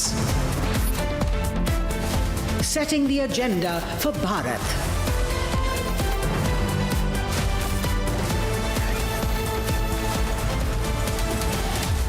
You're watching Republic.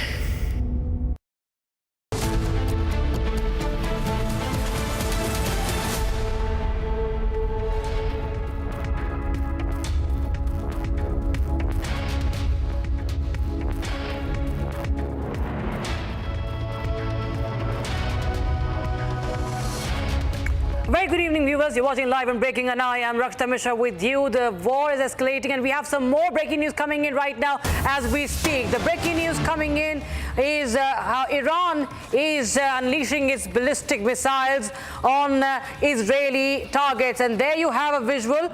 We'll just tell you about the location there, but that is a huge plume of smoke that is billowing from a location there. We'll just try and tell you more updates about more information as to where is this visual coming from. Okay, this is Beirut. Beirut being pounded once again by the Israeli forces as the Lebanese militia, the Houthis, I beg your pardon, the Hezbollah has its targets now being more vulnerable than other, and Beirut again bearing the brunt of having Hezbollah there. Israel now targeting more and more buildings in Beirut. In fact, more than 100 people have been killed in Lebanon as south of Lebanon, as east and Beirut city has been hit in Israeli strikes. Israel has launched huge strikes against Beirut, after it ordered mass evacuation. And you can see the scale of those strikes right now on your screens. The visual coming in from Beirut. Residents fleeing Lebanese capital Beirut in panic ahead of the assaults, amid the assaults on the Hezbollah targets. Tehran continues to launch retaliatory attacks as well. But we have this visual from Beirut. This is the latest. This is the Beirut skyline after Iran launched another attack. Iran uses cluster munition. Iran in fact has launched airstrikes on Beirut after Hezbollah fired the missiles. Hezbollah being a proxy of Iran, a terror group, the Hezbollah, Lebanese Shiite militia, and Hezbollah firing missiles across the border. And we have Israel now launching airstrikes on Beirut yet again, as it has also ordered mass evacuation of the people there. It's an area that has more than 500,000 people. Beirut, the military of Israel had ordered entire population to be evacuated. Massive strikes against the southern suburbs of Beirut, and you see the latest visual. In fact, you see the plumes of smoke. So from the military facilities to the depots, all those belonging to the Hezbollah have been targeted by the targeted in Israeli strikes as we speak. Getting in more visuals from Beirut. In the meantime, we have more breaking news that is from Iran. How Iran is unleashing its ballistic missile arsenal. We'll just get you that breaking news. So it's a video that we are now going to play out, viewers, that shows how Iranian ballistic missiles flying over the West Bank and dropping smaller bomblets which are found inside the missile. In fact, you have more visuals coming in of the cluster munitions with sub-munitions released from an Iranian ballistic missile that was fitted with a cargo warhead. And Israel has accused Iran of using cluster munitions during this war. Israel has used cluster munitions in previous wars in Lebanon. And what we understand, as per the experts, other countries have used cluster munitions, including Russia and Syria. Proponents of banning cluster bombs say that they kill indiscriminately and endanger civilians long after their use. So this is the breaking news we have right now.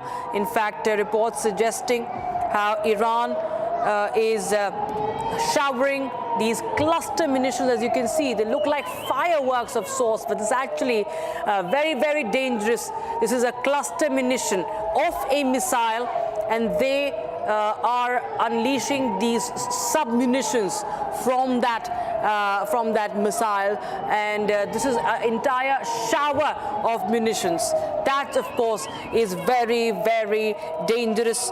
As we see what happened in Tel Aviv, similar scenes in West Bank. So that's the update we're getting in right now.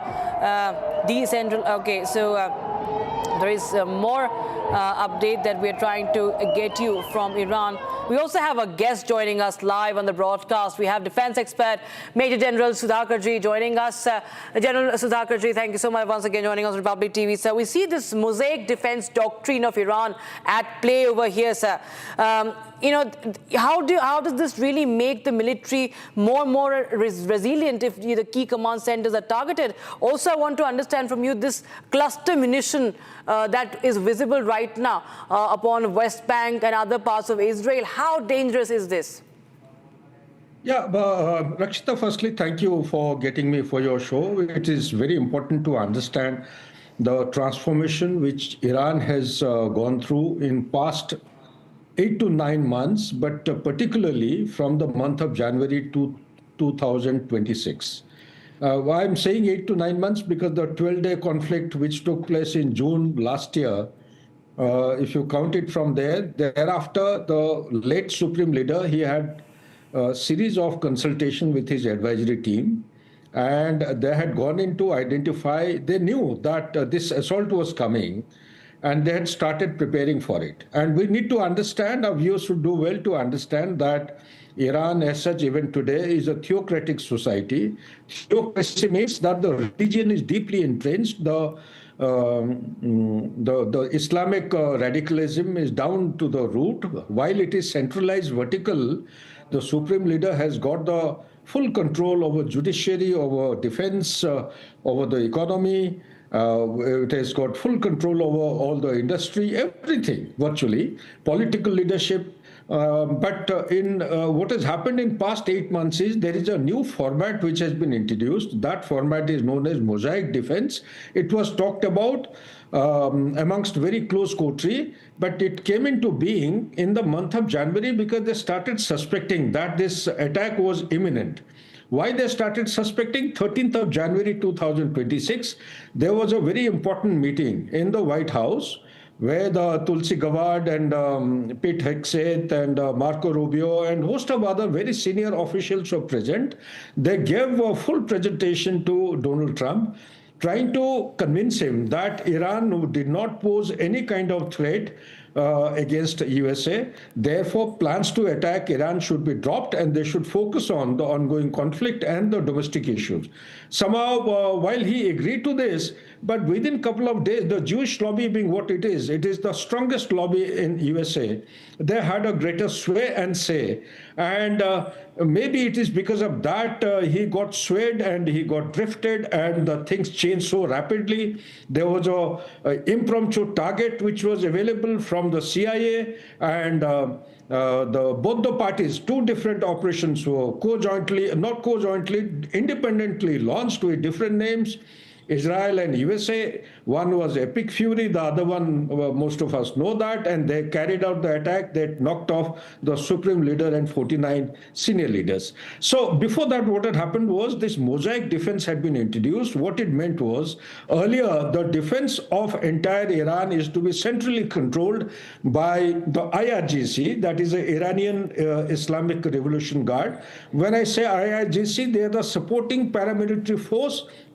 You will find in Wikipedia, Google and all saying they have a strength of 1.25 lakh to 1,90,000. Actually, the strength goes beyond 2,50,000. And they are always in a habit of playing down the figures. Yeah. So that is what it is. And IRGC has got a huge force. Rakshita, you must keep in mind, that force is known as Baji's force. Baji's force, on paper, you will find 9 lakh. But actually on ground, there are more than 20 million. They are trained in tactics, they are trained in weapons, weapon handling. They know small team concept, they know insurgency and terrorist activities, host of other things.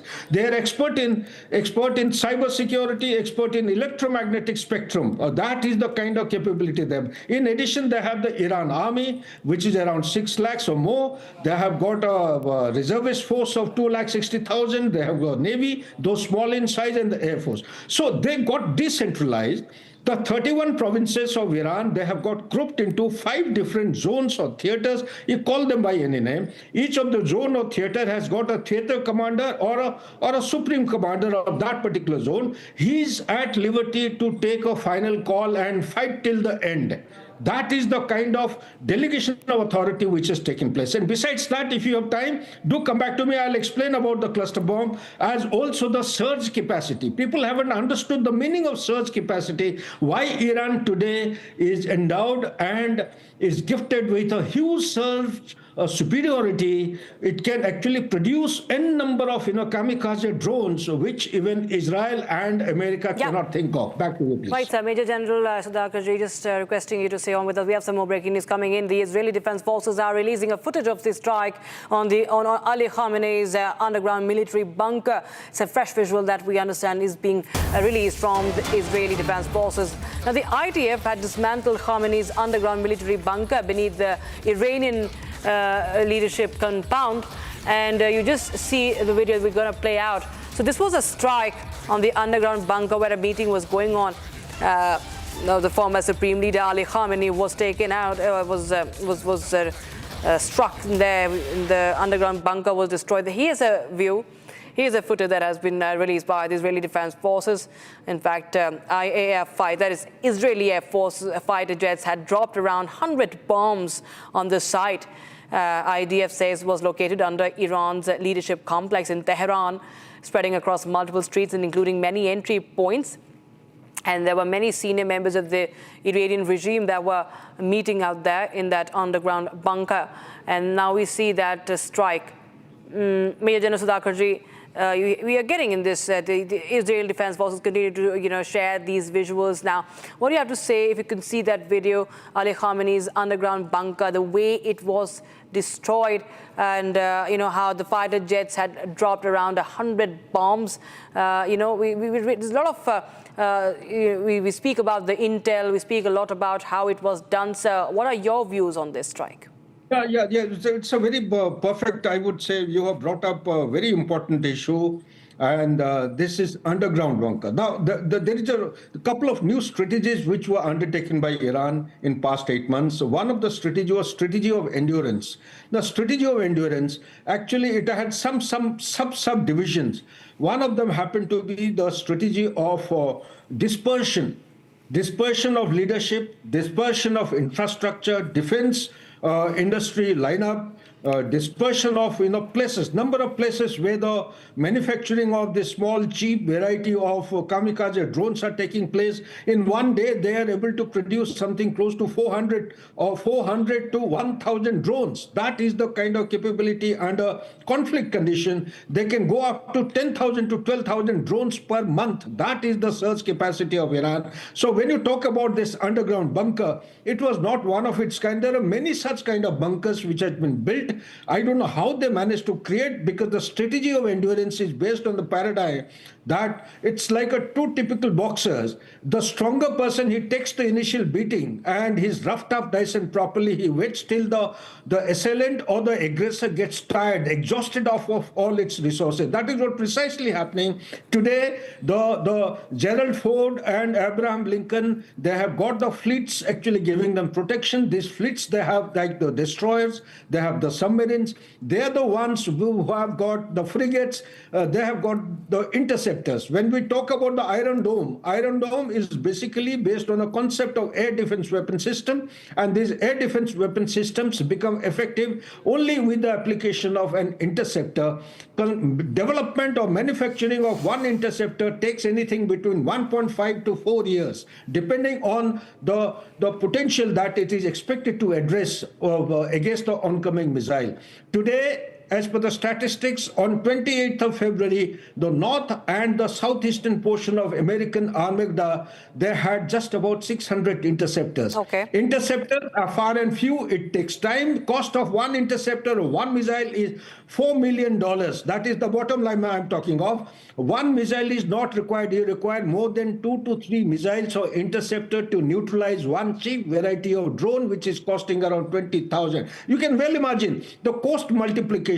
If one drone is $20,000 and one missile or interceptor is costing $4 million, it is 200 times. And multiply by that with 3 or 4, number of them have to be fired to neutralize one drone. You can well imagine what is the cost multiplication required and the time required to fetch all the way from the mainland of USA. Manufacturing time, as on today, they have already projected a demand which is 4 to 5 times more than the conflict rate which is required in the Middle East. Back to you, Rakshita. Right, thank you so much, Major General Sudhakarji, for joining us on Republic TV with your reading of the situation. Now, shifting focus, viewers, to the other inputs that we're getting in for you. In fact, we had an exclusive conversation with Israeli envoy to India, Reuven Nazar. My colleague and senior executive editor Abhishek Kapoor spoke to him. Take a listen in. We are being joined in this broadcast by Israel's ambassador to New Delhi, Reuven Nazar. Very good noon, Ambassador Azhar, and thank you so much for joining us in this broadcast. My first question to you, the last you came on a broadcast with us was about 3-4 days back. Are you closer to achieving your military objectives in the 5-6 days that have passed since? Absolutely. We have hit very hard the